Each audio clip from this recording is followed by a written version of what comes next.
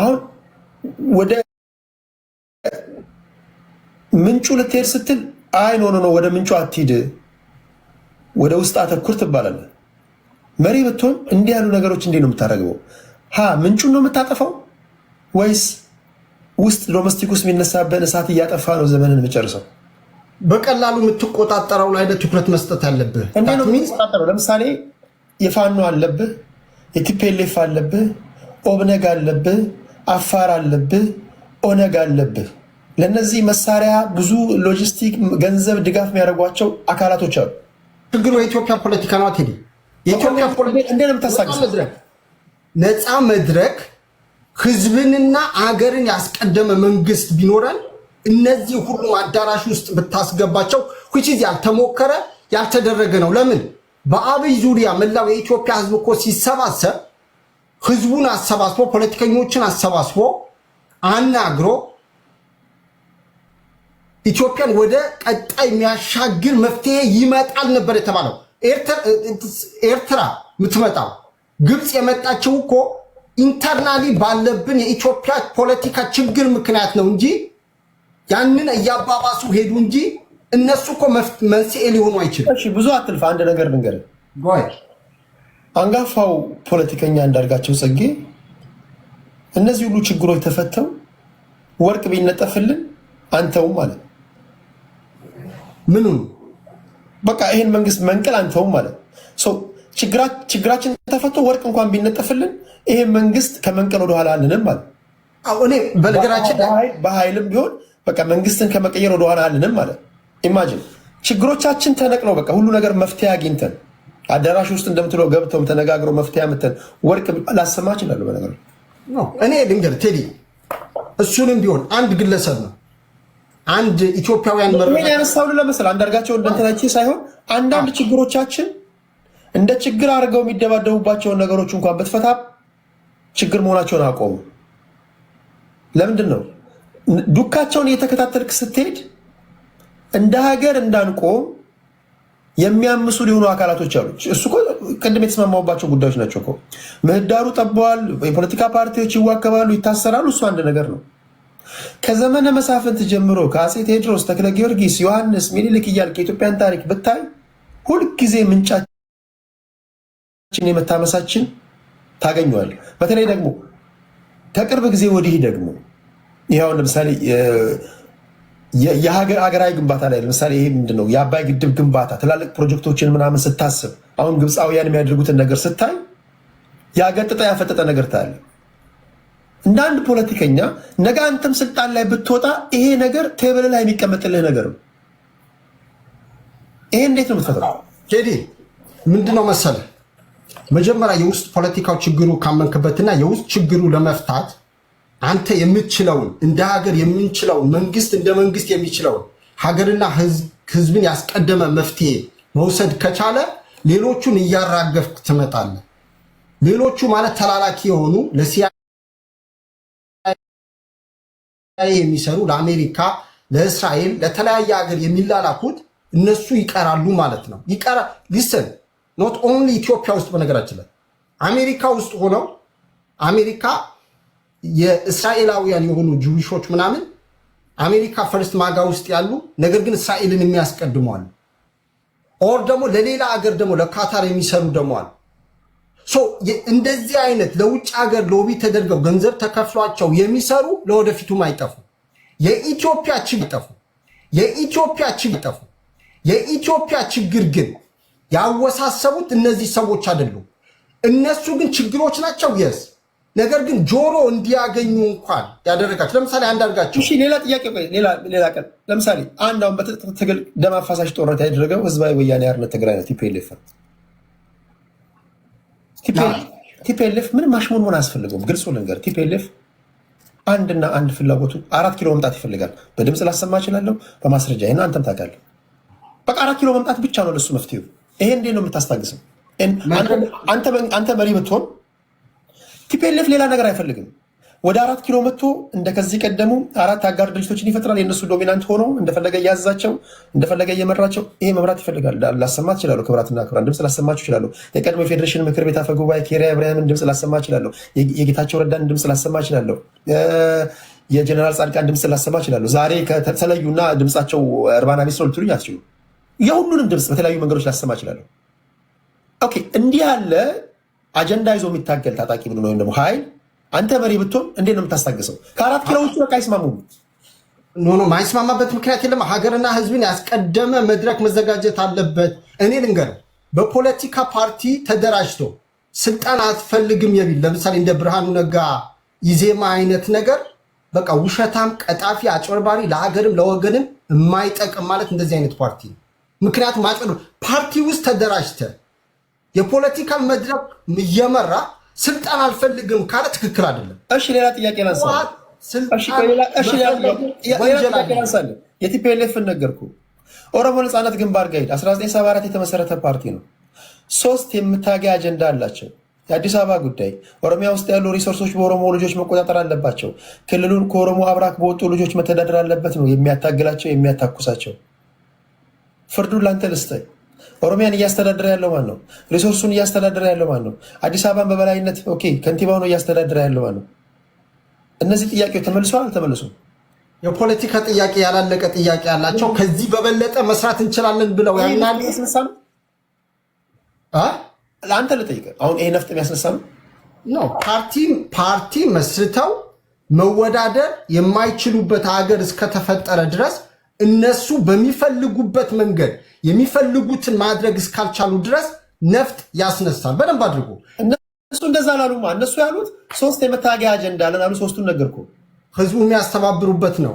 እኔ አሁን መልስ ጥያቄያቸው ተመለሰ አልተመለሰም የሚለው ነገር ላይ አንተ ባልከው ደረጃ እየመለስኩ አይደለም። ነገር ግን ከዚህ በፊት የነበራቸው ጥያቄ ተመልሷል ብለህ ካመንክ ሌላ ጥያቄ የላቸውም ማለት አይደለም። ኦር መጀመሪያ የተነሱበት ጥያቄ በሚፈልጉበት መንገድ ተመልሷል ማለት አይደለም። አላጠገም። አሁን አንተን ልጠይቅ። የኦነግ የመታገያ አጀንዳ 3ቱ እነዚህ ናቸው። አሁን ባለው ነባራዊ ሁኔታ የኦነግ የመታገያ አጀንዳ እውነትም የመታገያ አጀንዳ ነው ብለህ ታስባለህ? ከበስተጀርባቸው ሌላ ኃይል አላቸው ብለህ ታስባለህ? እኔ እነሱ ያሉትን ነው የማየው እንጂ እኔ እሱን የምገመግምበት ደረጃ የትኛውም የኦነግ ደጋፊ ይሄ ነው በቃ ኮንክሪት የመታገያ አጀንዳቸው እነዚህ 3ቱ ናቸው። ማንም አይክድልህም። አሁን ለምሳሌ በነገር ላይ ኦነጎች ክሊር ላይ ያስቀምጧል በጽሁፍ ማለት ነው። አሁን ኦሮሚያ ክልልን ህዝብ በመረጠው ከኦሮሚያ አብራክ በወጣ ሰው መተዳደር አለበት። አንድ የአዲስ አበባ የባለቤትነት ጥያቄ፣ ኦሮሚያ ክልል ውስጥ ያለ ሪሶርስ በኦሮሞ ልጆች ቁጥጥር ስር መሆን አለበት ወይም ደግሞ ቁጥጥሩ በእኛ መሆን አለበት የሚል የመታገያ አጀንዳ አላቸው። አንተን ልጠይቅ፣ ይሄ ጥያቄ ተመልሷል አልተመለሰም? እኔ እሱን መመለስ አልችልም። ካልመለስ ታዲያ እሱን መመለስ አልችልም። ካልመለስ ታዲያ እሱን መመለስ አልችልም። ካልመለስ ታዲያ ማልመልሰው ለመሰለ ህዝብ በመረጠው ያለ አንዳንድ የታጣቂ ቡድኖች እንደው ለነገሩ ችግሮቻቸውን የመታገያ አጀንዳ አድርገው ይነግሩሃል እንጂ ብትመልስላቸውም መተኮሳቸውን አቆሙ። ለምን? ህዝብ በመረጠው የሚለው ኦሮሚያ ውስጥ ህዝብ የመረጠው መንግስት የለማ። እነዚህ ሰዎች እኮ ሊወዳደሩ ሲሉ ከ200 ምናምን ቢሮ እነ መራራ ጉዲና እንኳን 3 ቢሮ ነው የቀራቸው፣ አልተወዳደሩ። በአጫሉ ተገሎ እነ ጀዋር እስር ቤት ነው የገቡት። ስለዚህ ህዝብ የመረጠው መንግስት የለም። ነምበር 1 ነምበር 2 የአዲስ አበባ የባለቤትነት ጉዳይ በህግ የተወሰነ ነገር የለም። አዳነች አበቤ እየመራችው ስለሆነ ምናምን ከሆነ ሌላ ጉዳይ ነው። እንግዲህ አንተ ወደ ኦሮሚያ መግባቱን የሰማኸው ነገር ካለ ንገረኝ። እሺ ንገረኝ። የአዲስ አበባ ጉዳይ የአዲስ አበባ የኦሮሚያ አካል መሆኗን እኔ አላውቅም። የፌዴራል የምትተዳደር ከተማ መሆኗን ነው የማውቀው። አንተ የሰማኸው ነገር አለ ንገረኝ። በዚሁ ፖይንት ምን መሰለህ፣ አንዳንድ ታጣቂ ኃይሎች የመታገያ ለእነሱ ፌርነሱ እኮ ማነሳቸው ጥያቄዎች አሉ። ህዝብ የመረጠው መንግስት አለው ኢትዮጵያ ውስጥ። እኔ ለመሰለህ ነጥቦችን እንታገናኝና ከበስተጀርባቸው የሚዘውራቸው አካል የሚያምሳቸው አካል ፊድ የሚያደርጋቸው ኃይል እንዳለ ማወቅ አለብን። ጥያቄ የላቸውም እያልኩ አይደለም። ፕሮክሲ ማለት እኮ ነው አይደል? ሌላ ነገር እኮ የለውም። ለምን እዛ ጋር ትሄዳለህ ቴዲ? እዚህ ጋር መንግስት መፍታት የሚችለው ለምሳሌ የኦነግ ጥያቄ እኔ አምናት ፋን አይደለሁም ሲጀምር ኦነግ፣ ምክንያቱም እዚህ ጉራጌን እያጠቁ ያሉበት ሁኔታ ስላለ እኔ I have a question እነሱ ላይ however የተነሱበት ዓላማና የሚሉትን አይተህ አናላይሲስ ግን ስትሰራ ህዝብ የመረጠው የሚለው ህዝብ የመረጠው መንግስት የለም። ነምበር 1 አዲስ አበባ ባለቤትነት ይጠይቃሉ። አዲስ አበባ የኦሮሞ መሆኗን በህግ አልተረጋገጠላቸውም። የፌደራል ቋንቋ ኦሮምኛ እንዲሆን ይላሉ። ሲጻፍ ታያለህ። በህግ የጸደቀ ነገር ነው። አዲስ አበባ የኦሮሞ ማለት የኦሮሞ ባለቤትነት መሬት ይላል። ህገ መንግስቱ እንደዛ ይላል። 495 መንግስቱ እንደዛ ይላል። 495 አይልም ህገ መንግስቱ። እኔም አልቀበለውም እኮ ህገ መንግስቱ አይልም። ታዲያ ከየት ነው የመጣው? that's what የነሱ ዲማንድ ነው እያልኩ ያለሁት። የነሱ ዲማንድ ያ ነው። ለምን ይኸውልህ ቴዲ ኢትዮጵያም የኦሮሞ ብቻ ነች። አንድ አለ የኦሮሚያ ፓስተር ኦር ቄስ ነገር የሆነ ከተማ ስም ይጠራና በኦሮምኛ እንዲህ ነው ይላል። የሆነ ቦታ ምናምን ነገር ስዩምም የሆነ ትርጉም ይሰጠው ነው ወደ ኦሮሚያ ይወስዳል። እሱ ሁሉ ማለት ወደ ኢሜጁን ላሳይ ጣልኩት ለመሰለህ። አንዳንዶቹ አይናችን እኮ የሚያዩ ትክክለኛ ነገር አለ። አሁን ሰላማዊ የፖለቲካ ፓርቲዎች ቢሮዎቻቸው መታሸጉ፣ መዋከባቸው፣ ምህዳሩ መጥበቡ፣ ለምሳሌ ለገዢው ፓርቲም ተመሳሳይ ደቂቃ ለተቃዋሚዎቹም ተመሳሳይ ደቂቃ፣ ተቃዋሚዎቹም ጠቅላላ ጉባኤ ሲጠሩ የሚዘግብ ገዢው ፓርቲም ሲጠራ የሚዘግብ ፌር የሆነ በ48 ሰዓት ውስጥ ፍርድ ቤት አለመቅረብ፣ ሀሳባቸውን በነፃነት አለማንሸራሸር፣ መዋከብ እንዲህ እኮ የምታያቸው ነገሮች ናቸው አሉ ወይ እነሱ ተመልሷል። ቴዲ ኦነስት የሆነ አይናችን የሚያየው ነገር ነው እኮ ይሄ እኮ ነገር አይናችን የሚያየው ነገር ነው እኮ ይሄ እኮ ነገርኩህ እኮ የታሰሩ እስረኞችን እኮ ነገርኩህ። እነ ክርስቲያን ታደለ እነ ዮሐንስ በዋለው እነ በቴ ኡርጌሳን ጉዳይ እነዚህ ነገር ነገርኩህ። ጌሳን ጉዳይ እነዚህ ነገር ነገርኩህ። አሁን እኔ ዋናውን ኢሜጅ እንየው እስኪ እንደ ሀገር አሁን ለናሽናል ሴኩሪቲ ለሀገራዊ ጉዳይ ትሬት የሆኑብን ነገሮች አሉ። የሚያምሱ ነገሮች ሁልጊዜ አይንህን አሁን ባለው እኮ አስተላለፍ እኮ ሲሆን አገራችን ፖለቲካውን ዶሜስቲክ ፖለቲክሱን ጨርሰን ከዓለም አስተላለፍ ጋር ቶሎ ስለመግባት ማሰብ ነበረብን አይደል? አሁን እኛ ገና ያለነው እዚህ ስቴጅ ላይ ነው። ሁልጊዜ እንደ ሀገር ልናስብ ስንል መጀመሪያ ውስጣችሁን ይሁን እንባላለን። አባይ ግድብ ስገነባ አባይ ግድብ ምን ያደርግልሃል? መጀመሪያ ውስጥ ያለውን ችግር ፍታት ይባላል። ሌላ ኒውክለር ምናምን ስትል የሆነ ነገር ትባላል። ነገም አንተም ስልጣን ላይ ስትመጣ ትልቅ ኢሜጅ እንድታስብ አይፈቀድልህም። ትናንሹ ነገሮች ያሳዩዋል። ትናንሹ ደግሞ የሚጠፋ ነገር አይደለም። እዚህም እሳት ለኳሽ አለ፣ እዛም ለኳሽ አለ፣ እዚህ መሳሪያ የሚሰጣለ፣ እዛ ገንዘብ የሚሰጣለ፣ ልዩ ነገሮች አሉ። እና እነዚህን ነገሮች እንዴት ነው የምታስቆመው ለአንዴና ለመጨረሻ ጊዜ? ቴዲ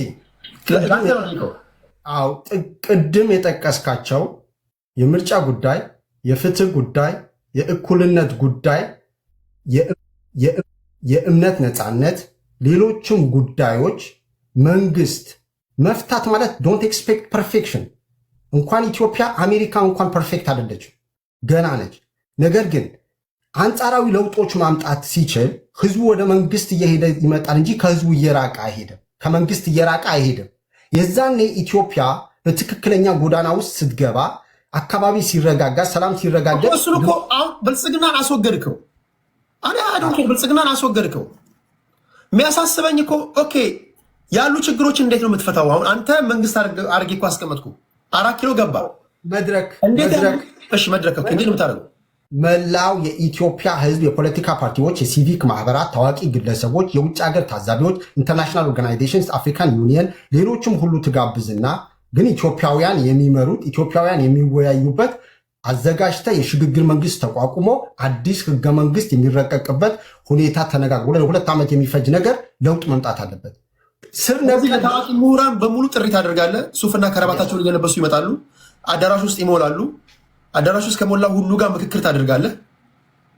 ከዛ ጨርቃሳ የትም ሀገር ዓለም አቀፍ የሚደረገው መንገዱ በዚህ መንገድ ነው። አዲስ ነገር በኢትዮጵያ በሚያስኬድ ሁኔታ እነማንን ይጠሩ የሚለው ተነጋግረህ የምታደርገው ነው። ይህ እኮ ዓለም አቀፍ ሁሉም ሀገር የሚደረግበት ነው።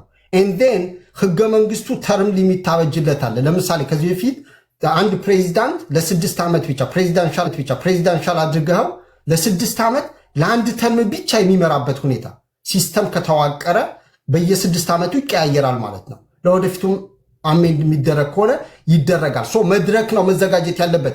ያንን ሁኔታ ባልተፈጠረበት ሁኔታ ዘለን ጠላቶች ምናምን ፍለጋ የምትሄድ ከሆነ አይሆንም። ኤንድ አደር ቲንግ እንደውም ለኢትዮጵያ የማይበጀው ምን መሰለ፣ በኢትዮጵያ ዙሪያ ያሉ ሌሎች ሀገሮች ለምሳሌ ስታናግራቸው ሪያሊቲውን መጋፈጥ አለብን። አሁን እንደ ቪዲዮ ወይም ሌጎ እንደምትገጣጥሙት አይደለም። ኢትዮጵያ አይደለም ሪያሊቲ ነው። እግዚአብሔር ኪነ ጥበቡን ሰጥቶኝ ነው እንጂ እኮ እናንተን ራሱ ማወያየት ከባድ እኮ ነው። እናንተና ጸጥ አድርጎ ማዋየት እግዚአብሔር ካላገዘ በስተቀር ከባድ ነው። ኢማጂን ሻንጣ ያዘ ጠቅላላ ዲያስፖራ በቢል የዞሮን አንተ መሪ ሆነ ኑ እስኪ ችግራችሁን ልስማ ብለህ ስትጠራ ግማሹ ባንዲራ አንፈልግም ይላል፣ ግማሹ ኢትዮጵያ የሚለውን ስም አንቀበልም ይላል፣ ግማሹ እንገነጠላለን ይላል፣ ግማሹ የብሔር ፖለቲካ ይቁም ይላል፣ ግማሹ በትላንት በማንነታችን ተደፍጥጠና ለዛ እውቅና ይሰጠን ይላል። ምን አይነት ታክቲክ ነው የምትጠቀመው? አሁን እስቲ ሪሊስቲክሊ በቃ እናወራ። እስቲ ሊሆን የሚችል ነገር እናወራ። ከምታየው ነገር በመነሳት ችግሮቻችንን እንዴት ነው አጥበበህ ልታስማማ የምትችለው? አንተ መሪ ብትሆን አንተ 4 ኪሎ ስትገባ ነው እያልኩ ያለው ብልጽግና አንተ አሽቀንጥረህ ጣልከው።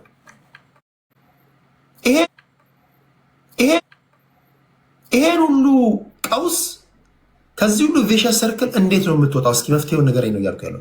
እኔ መፍትሄው እኮ ብቴዲ መንግስትም እኮ አደርገዋለሁ ብሎ ለውሸትም ቢሆን የምክክር ኮሚሽን ብሎ ያቋቋመው ለምንድን ነው? ከዚህ ሀቀኛና ትክክለኛ የሆነ በህዝብ ተቀባይነት ያገኛሉ የሚባሉ ልምድ ያላቸው እውቀት ያላቸው ሰዎች ያንን መድረክ እንዲያዘጋጁ ተደርጎ አሁን ያነሳቸው ጥያቄዎች በነገራችን ላይ የሚፈሩ አይደሉም። አገሩን የሚወድ ኢትዮጵያውያን ኮሚቴውን ከያዙት የሚፈራ አይደለም። ኢትዮጵያ ያለው ችግር መቅረፍ ይቻላል። በነገራችን ላይ አዲስ መንገድ አይደለም የምንሄደው። ሌሎች አገሮች በዚህ መንገድ አልፈው ትልቅ ቦታ የደረሱበት ነው። ክሬት ማድረግ ነው ከባድ። የሌሎች ተሞክሮዎችን አጥንተህ ከአገሩ ካለው ነባራዊ ሁኔታ አዋህደ አስተካክለ ማቅረብ ከባድ አይደለም። አሁን የተቸገረው ምን መሰለህ? ቅድም ለምክትል ጠቅላይ ሚኒስትሩ ዘበኛ ነበር ሲል ዘበኛን መናቅ አይደለም፣ ግን የነበረው ያ ነው። ቺፍ ኦፍ ስታፉ አብይ ቢሮ የነበረ ነው። ኦኬ 2 ደቂቃ። እሺ እነዚህ ሰዎች አንድ ቢሮ ውስጥ የነበሩ ሰዎች ናቸው ተያይዘው ተዛዝለው የመጡት። አየህ፣ ረጅም ዓመት ትግል የተደረገው ግን የአንድ ቢሮ ሰራተኞች ኢንሳ ውስጥ የነበሩት እርስ በርስ እዛ ጋር እንዲቀመጡ አይደለም። ሁለተኛ ተቋማት ነው። ያንን ኮሚቴ ከገነባ በኋላ የሽግግር መንግስቱ ሂደት እያለ ተቋማት ነው የሚገነባው። ህግ ነው የሚወጣው። የህግ የበላይነት ነው የሚረጋገጠው። ዶንት ኤክስፔክት ዳት ኢትስ ጎይንግ ቱ ቢ ፐርፌክት። ለመሰለ አሜሪካ ውስጥም ትራምፕ ኤቭሪ ዴይ የሆነ ነገር ኤክስኪዩቲቭ ኦርደር ይፈርምና ፍርድ ቤት ይሄዳሉ። ግን ፍርድ ቤት የወሰነው ተግባራዊ ይሆናል። ሁሌም ለጥጠው ይሄዳሉ መሪዎች፣ ሌላው ደግሞ ይከሳል። ኢትዮጵያ ውስጥ ሉጋም የለም። ጠቅላይ ሚኒስትሩ መሬት ላይ እንቀመጥና እንወያይ ይላቸዋል፣ ማይክ ይሰጣቸዋል፣ መሬት ላይ ቁጭ ይላሉ። ወንበር ላይ እንቀመጥ ሲል ወንበር ላይ ይቀመጣሉ። ዛፍ ቆሞ ሲተክል ቆመው ይተክላሉ። ተኝቶ ከተከለ በደረታቸው ተሰው ይተክላሉ። እንደዚህ አይነት የሎሌ ጨዋታ የማስተር ጨዋታ መቆም መቻል አለበት። በመጨረሻ እኔ መልእክት ማስተላለፍ የምፈልገው እስከ መቼ ነው ኢትዮጵያውያን የምሬ ነው ቴዲ ካገኙት ደሞዝ ኦልሞስት 70%ቱ ታክስ ነው የሚከፍሉት። ታክስ ግብር 70% እየሰበሰበ በየገጠሩ ሄዶ 3 እና 4 ቤቶች ሰርቶ መርቁልኝ አመስግኑኝ ምናምን የሚባልበት አብይ አህመድ አሁን የሚቀልድበት መንገድ በጣም ኢትዮጵያ የተዋረደችበት ታይም ነው። ዓለም በዘመነበት ዓለም እየተወዳደረ ትልቅ ቦታ በደረሰበት ጊዜ እየተላለቅን መቀጠል የለብንም። ኦኬ ቴንክ ዩ። ለመሰላችሁ አሁን የሆነ እንትናችን መቀየር ስላለበት ነው። አሁን እናንተ የምትመኙት 4 ኪሎ ላይ ስትቀመጡ ችግር እንኳን እናገራለን። መፍትሄ ውስጥ እንዴት ነው? ለምሳሌ አሁን የትርክት ጉዳይ አለ። የትርክት ጉዳይ ሊፈታ የሚችልበት መፍትሄው ምንድን ነው? የመፍትሄ ሀሳብ ማምጣት አለብን። ብዙ ጊዜ ሰዎች የሚያደርሱኝ አስተያየት ምንድን ነው? ቴዲ አንተ ቤት የሚደረጉ ፖለቲካዊ ቤቶችን እንሰማለን፣ ግን ችግር ብቻ ነው መፍትሄውንም ጠይቃቸው ይሉኛል አድማጭ ተመልካቾች። መፍትሄውን ተናገር። ይሄ ችግር እንዴት ነው ሊፈታ የሚችለው? ለምሳሌ እኔ ስልጣን ብሆን እንዲህ ያደርጋለሁ። እኔ 4 ኪሎ ስገባ በነገር ላይ ሰዎች የሚመርጡ ችግር እንዴት እንደምትፈታ ስትነግራቸውና ስታሳምናቸው ነው። ችግር ስለነገርካቸው ብቻ አይደለም። እኔ ለምሳሌ ብትመርጡኝ ይላሉ ይሄን ነገር አድርጋለሁ። ቼክ ሊስታችሁን ትይዛላችሁ። ቴዲ በስልጣን ዘመን ይሄን መልሳል፣ ቼክ ይሄን መልሳል፣ ይሄን አልመለስክም ኖ። ከኔ በኋላ የሚመጣውንም ስትመርጡ ይሄን ፈታለሁ ብሎ ነበረ ቴዲ አልመረጥም። ስለዚህ አንተ ደግሞ እንደዛ እኮ ነው። ችግር ብቻ እንጎነጉናለን። መፍትሄውስ እንዴት ነው የሚመጣው? ገና ብሔረ ግንባታውን እንኳን አልጨረስንም። ከዛ ወደ ሀገራዊ መግባባት ገና አልመጣንም። ገና በባንዲራ ጉዳይ ያልተስማማን ሰዎች፣ ገና በትርክት ጉዳይ ያልተስማማን ሰዎች፣ አንደኛው ተነጭቻለሁ ተቋጭቻለሁ ይላል፣ አንደኛው ተቋጭቻለሁ ምናምን ይላል፣ አንደኛው ጥርስ ነክሷል፣ አንደኛው ለቂም በቀል ስለቱን እየሳለ ነው፣ አንደኛው ከእንትና ጋር ሰራለሁ ይላል፣ አንደኛው እንዲሆኛለሁ ይላል። እነዚህ ሁሉ ሀሳቦች እንዴት ነው የምትፈቷቸው? ፖለቲከኞች ናቸው፣ ግዴታቸው ነው። የስራ አጥ ቁጥር አለ። እሱንም እኮ ሲሆን መነጋገር የነበረብን የስራ አጥ ቁጥር እንዴት ነው የምትቀርፈው? የደሞዝ ጥያቄ አለ። የደሞዝ ጥያቄውን ጉዳይ እንዴት ነው እንትን የምትለው? ባደጉት ሀገራት ለምሳሌ ገንዘብ ሰበስባለሁ ይሄን ያህል ጨምራለሁ እያሉ ይናገራሉ። እኛ ችግር ብቻ ተንታኞች ነን እና መፍትሄውሳ እንዴት ነው? እናንተም ጠይቁ። ኦኬ የነገርከኝ ችግር ትክክል ነው፣ መፍትሄው እንዴት ነው ብላችሁ ፖለቲከኞቻችሁ መጠየቅ አለባችሁ ለማለት ያለው። ስዩሜ ከልብ ነው የማመሰግነው። ለዛ ነው ከስዩሜ ጋር አንድ ሁለት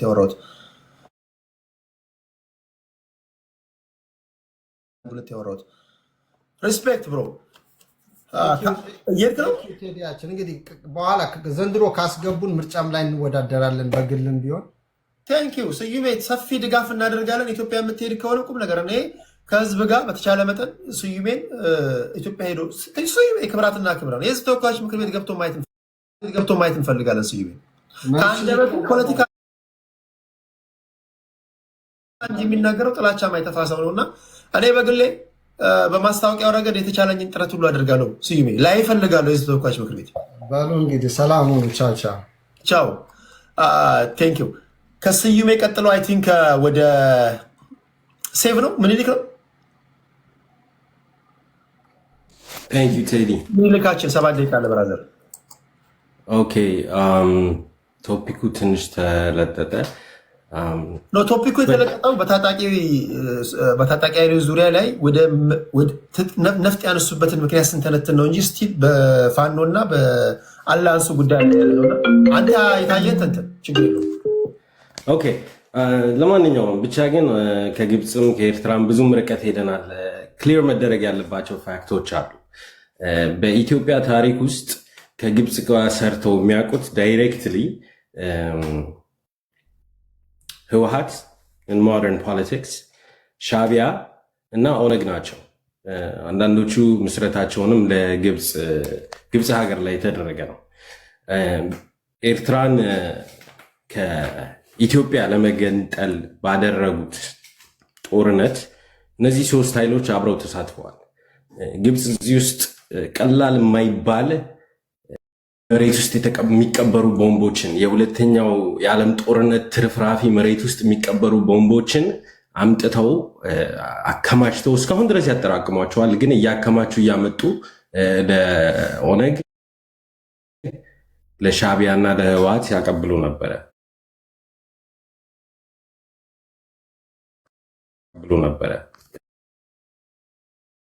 ፋክት። እነዚህ ሶስት ድርጅቶች አሁን ደግሞ ብልጽግና ከሻቢያ ጋር አብሮ ሰርተዋል። ኢትዮጵያ ውስጥ ያሉት ችግሮች ሁሉ መንስያቸው እነዚህ ሶስት ድርጅቶች ናቸው ብዬ አምናለሁ። ሰብአዊም ሆነ ማህበረሰባዊ፣ ሃይማኖታዊም ሆነ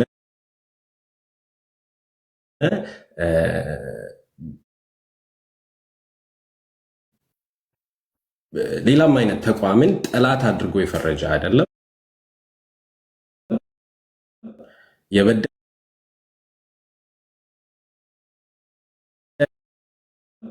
የበዳይ ተስት በዳይ ነው። የበዳይ ተስት በዳይ ነው። የበዳይ ተስት በዳይ ነው። የበዳይ ተስት በዳይ ነው። የበዳይ ተስት በዳይ ይገባው። ፋኖ ኢትዮጵያን ለማፍረስ አልመጣም።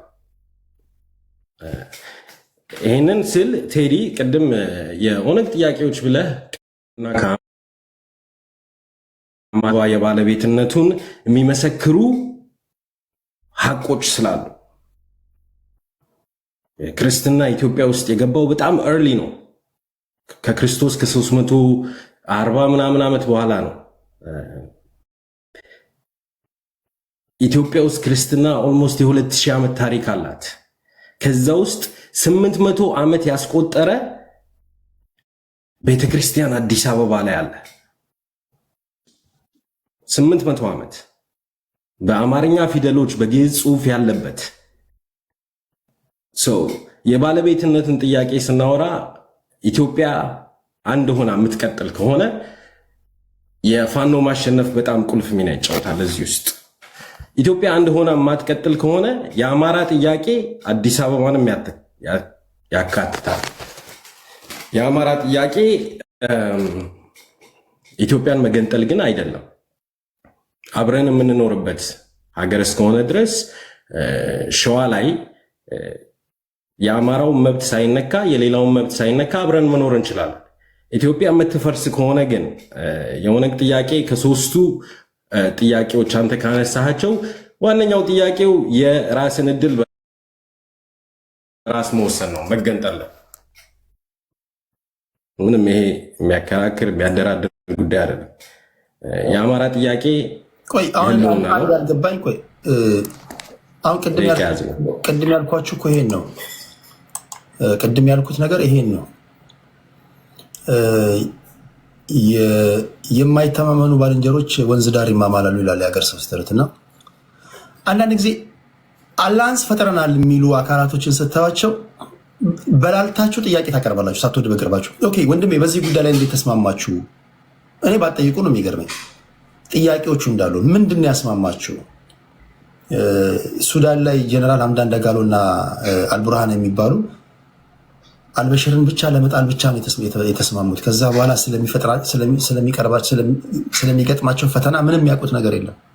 ካርቱም ከገቡ በኋላ እርስ በርስ መታኮስ ጀመሩ። ካርቱምን አሁን የሆነችውን ሆነች ማለት ነው። ወደ ድንጋይ ዘመን መለሷት። አድምታችሁ መነጋገር አለባችሁ የሚባለው ለዛ ነው።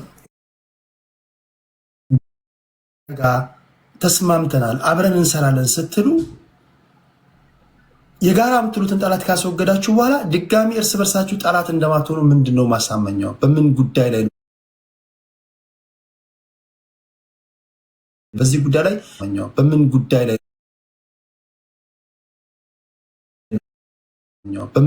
ላይ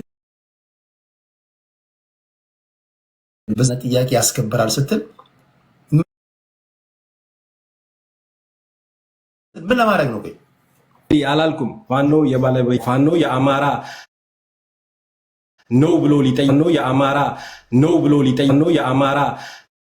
ነው ብሎ ሊጠይቅ የሚችለው ኢትዮጵያ ከፈረሰች በኋላ ኢትዮጵያ የምትባል ሀገር የለችም። የኦነግ ኃይል እገነጠላለሁ አዲስ አበባ የኔ ነች። የኦነግም ሆነ የአዳነች አቤቤ ወይ የሽመልስ አብዲሳ ወይ የአብይ አህመድ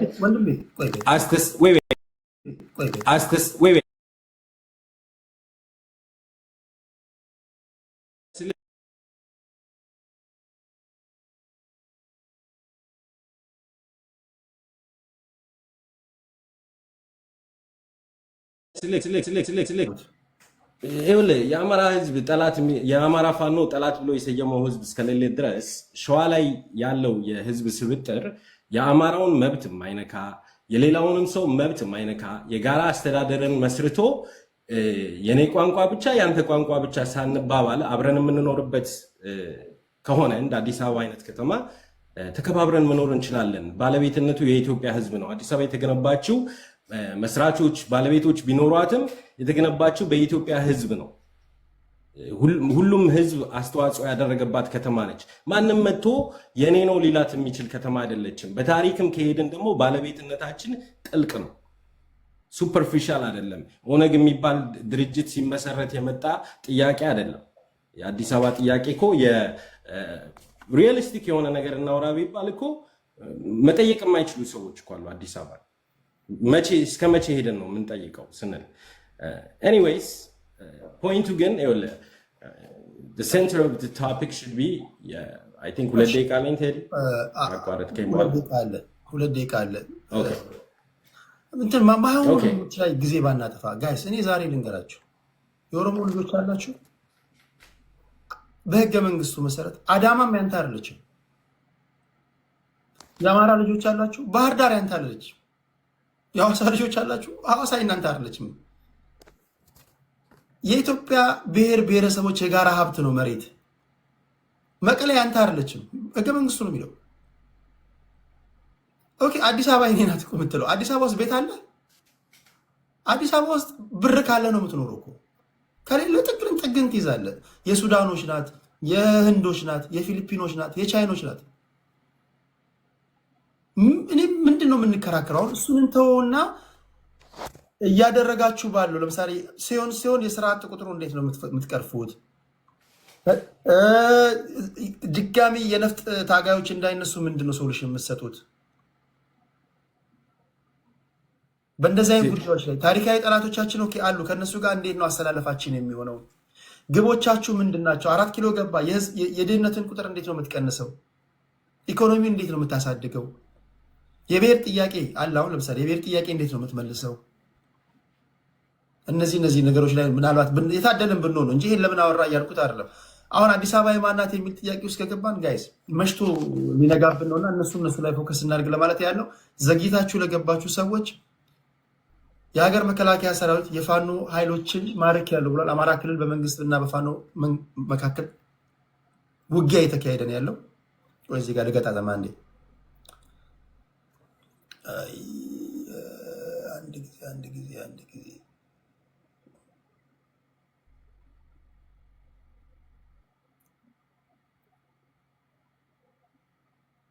ቴዲ ግን አንተ እየገጣጠምክ ልቀጥል። ቀጥል። ኦኬ ሶ ኤኒዌይ የችግሩ መፍትሄ ፋኖ ነው ብዬ አምናለሁ ያልኩት ለዛ ነው። ፋኖ ብዙ ጥያቄዎችን ይመልሳል ብዬ አምናለሁ። አንደኛ የፋኖ እስካሁን ድረስ ኢትዮጵያ ውስጥ ከኃይለ ሥላሴ በኋላ የመጡት የአስተዳደሮች ይዘው የመጡት somewhere another ዘር ተኮር የሆነ በበዳይ ተበዳይ ላይ የተመሰረተ አመለካከት ነው። ለኢትዮጵያ ይዘው የሚመጡት ፖሊሲ ያመጣው ሪዛልት ኢትዮጵያን መቆራረስ፣ መከፋፈል፣ የህዝቡን መከፋፈል ማድቀቅ ነው። የፋኖን ልዩ የሚያደርገው ምንድነው? አይ ቲንክ ፋኖ በሳል አስተሳሰብ ያለው ነው። መንግስት ከሷቸዋል። ከሻዕቢያና ከቲፒኤልኤፍ ጋር ተሰራላችሁ ብሎ በጋራ ሊወጉኝ የተዘጋጁ ነው ብሎ የፌዴራል መንግስቱ ከሷል። እንደ ፋኖ ደጋፊ ይሄን ክስ እንዴት ነው የምታየው? እኔ እንደ ፋኖ ደጋፊ ይሄንን የማየው እንዴት እንደሆነ ታውቃለህ? የመከላከያ ሰራዊቶችን መሬት ላይ ማን ይዞ መሳሪያቸውን እንደተረከባቸው፣ ማን እንዳደቀቃቸው፣ ማን ከየት በኩል እንደተያዙ የያዟቸውን ልጆች ጭምር ሞራላቸውን፣ እቅዳቸውን የምታውቅ ከሆነ ግብፅ፣ ኤርትራ፣ ምናምን ጃፓንን ብትለኝ ምንም ልዩ ሴንስ አይሰጠኝም። አሁን ኪዩባ ተሳትፋለች ብትለኝም ልዩ ሴንስ አይሰጠኝም። ለምን? ብልጽግና በኃይል ሲመታ ያወራው ወሬ እንደሆነ በእርግጠኛ ስለማቅ ነው። ወደፊት ይወጉኛል የሚለው የአማራ የህልውና ጥያቄ መመለስ አለበት። የመከላከያ ሰራዊትን መረጃ የህወሓት ሰዎች ለፋኖ ቢያቀብሉትና ፋኖ ይህንን መረጃ ተጠቅሞ ራሱን ቢከላከል ጥቅሙን ቢያስጠብቅ የህወሓት ሰዎች የአማራ ህዝብ ላይ ጀነሳይድ አልፈጸሙም ማለት አይደለም። let's understand the facts። የአብይ አህመድ ስርዓት የአፓርታይድ ስርዓት ነው። የሀገሪቱን ሪሶርስ ያለውን ሸጦ የሌለውን ተበድሮ መሳሪያ ገዝቶ ስልጣን ላይ ለመቆየት እየሞከረ ያለ ኃይል ነው። የኦነግንም ጥያቄ ለመመለስ እየሞከረ ያለ ኃይል ነው። የአማራ ፋኖ ጥያቄ ግን የአማራ ህዝብ ላይ ያለው የህልውና አደጋ እስከቆመ ድረስ ኢትዮጵያን እንደ ሀገር ማስቀጠል እንችላለን ብሎ የሚያምን ኃይል ነው። የአሰብን ጥያቄ ተወጣጠረ ይሄ በጣም ስለቸገረኝ ወደብ በጉልበት አመጣለሁ በሚል ሳይሆን የአፋርን ህዝብ ጥያቄ በአንድነት ወደ ኢትዮጵያ የመቀላቀል አብሮ በሚመልስ መልኩ ከአሰብ በበለጠ የመጠየቅ ብስለት ያለው ስብስብ ነው ብያምናለው። ኦኬ ታንክ ዩ። ስብስብ ነው ብያምናለው። ከግብፅም ጋር ሲሪየስሊ እናውራ ከተባለ የአባይ ውሃ ከየት እንደሚመጣ ከየት እንደሚመነጭ እናውቃለን። ብዙ ነገሮች መስራት እንችላለን። ይህንን ማድረግ የምንችለው ደግሞ ጠንካራ የሆነ ሀገር ወዳድ እንደ አማራ ፋኖ አይነት ኃይል መንግስት መሆን ሲችል ነው። ከሊስትሮ እስከ ፓርላማ አባል ለፋኖ አመራሮች፣ አደረጃጀቶች፣ ፋኖ ውስጥ ላሉ ሰዎች መረጃ ማቀበል አለበት። መከላከያው ያውቀዋል። ፋኖ ኢትዮጵያ ሊያፈርስ እንዳልመጣ የምታውቁት የመከላከያ ሰራዊቶችን ተንከባክቦ ለቀይ መስቀል እየሰጠ ነው። ሰራዊቱ ልቡ ውስጥ ያለው እውነት ፋኖ የኢትዮጵያ ጠላት እንዳልሆነ ነው። ስለዚህ ሲቪሊያኖች፣ ውጭ ሀገር ያላችሁ ሰዎች፣ ከአማራ ውጭ ያላችሁ ሌሎች ብሔር ብሔረሰቦች ፋኖን የመደገፍ ኃላፊነታችሁ ኢትዮጵያን ከማዳን ጋር የተቆራኘ መሆን አለበት። because the reality is that አብይ አህመድ እና ጫካ ያለው ኦነግ ልዩነት የላቸውም። ህወሓትም እንደምታውቁት ነው። እሺ ቴንክ ዩ። አንዳንዶቻችሁ ቴዲ እኛን የአማራ ልጆች አስገባን እንጂ የምትሉት ምንድነው? የሚያወራው እሱ ምንድነው እያወራሉት? ከማን ጋር ነው? እኛን የአማራ ልጆች አስገባን እንጂ ይሉኛል። እሺ ቴንክ ዩ ምኒልክ። ከምኒልክ ቀጥሎ ማን ነው? እኔ ነኝ ቴዲያችን። ሴቭ ኦኬ ልጀምር? ጀምር። ኦኬ አመሰግናለሁ። ቅድም ነጥቦቹን አስቀምጫለሁ። አሁን ከሚደረገው የሰሜን ጦርነት አንጻር የማቀርባቸው የተወሰኑ ነጥቦች አሉ። የተከበርከው የኢትዮጵያ ሕዝብ ኦህዴድ መራሹ ብልጽግና እያለህ ምንድነው? መጀመሪያ መልእክቴ ለአዲስ አበባ ወጣት ነው። አዲስ አበባ ስሟ ፊንፊኔ ነው። ህገ መንግስታዊ ስም አዲስ አበባ የፌዴራል መቀመጫ እንደሆነች እና ስሟ አዲስ አበባ እንደሆነ ቢገለጽም አግሬሲቭሊ በበዓላት ፊንፊኔ በማለት እንዲሁም በፌዴራል ቴሌቪዥን በመንግስት በሚደገፍ በመንግስት በኦን በሚደረግ ብሮድካስቲንግ ኮርፖሬሽኖች በፋና እና በኢቲቪ ፊንፊኔ እያሉ ስም በመጥራትና የኛ እንደሆነ በማድረግ በማስተላለፍ ዘፈኖች፣ የተለያዩ ክሊፖች እየሰዩ የአዲስ አበባ ህዝብ ተጎትቶ በእንጨትና በገጀራ ሲወጣ አዲስ አበባ ማናት የኦሮሚያ እምብርት ናት ብሎ የአዲስ አበባ ህዝብ እጁ ተጎትቶ ሲወጣ የሚያሳይ ዘፈን ክሊፕ እያየን ነው። ስለዚህ መላ አዲስ አበባ ወጣት እየተባልክ ያለው አዲስ አበባ ያንተ አይደለችም። ቴዲ አሁን የዚህ ቤት ባለቤት ነው። ሴቭ መስመሩን እስካከበረ ድረስ ነው የሚኖረው። የቴዲ ቤት ስለሆነ ያስወጣኛል፣ ያባረኛል ማለት ነው። አዲስ አበባም እንደዛ ፊንፊኔ ናት፣ ኦሮሚያ ናት ባለቤቱ ስላለ እንባረራለን ማለት ነው።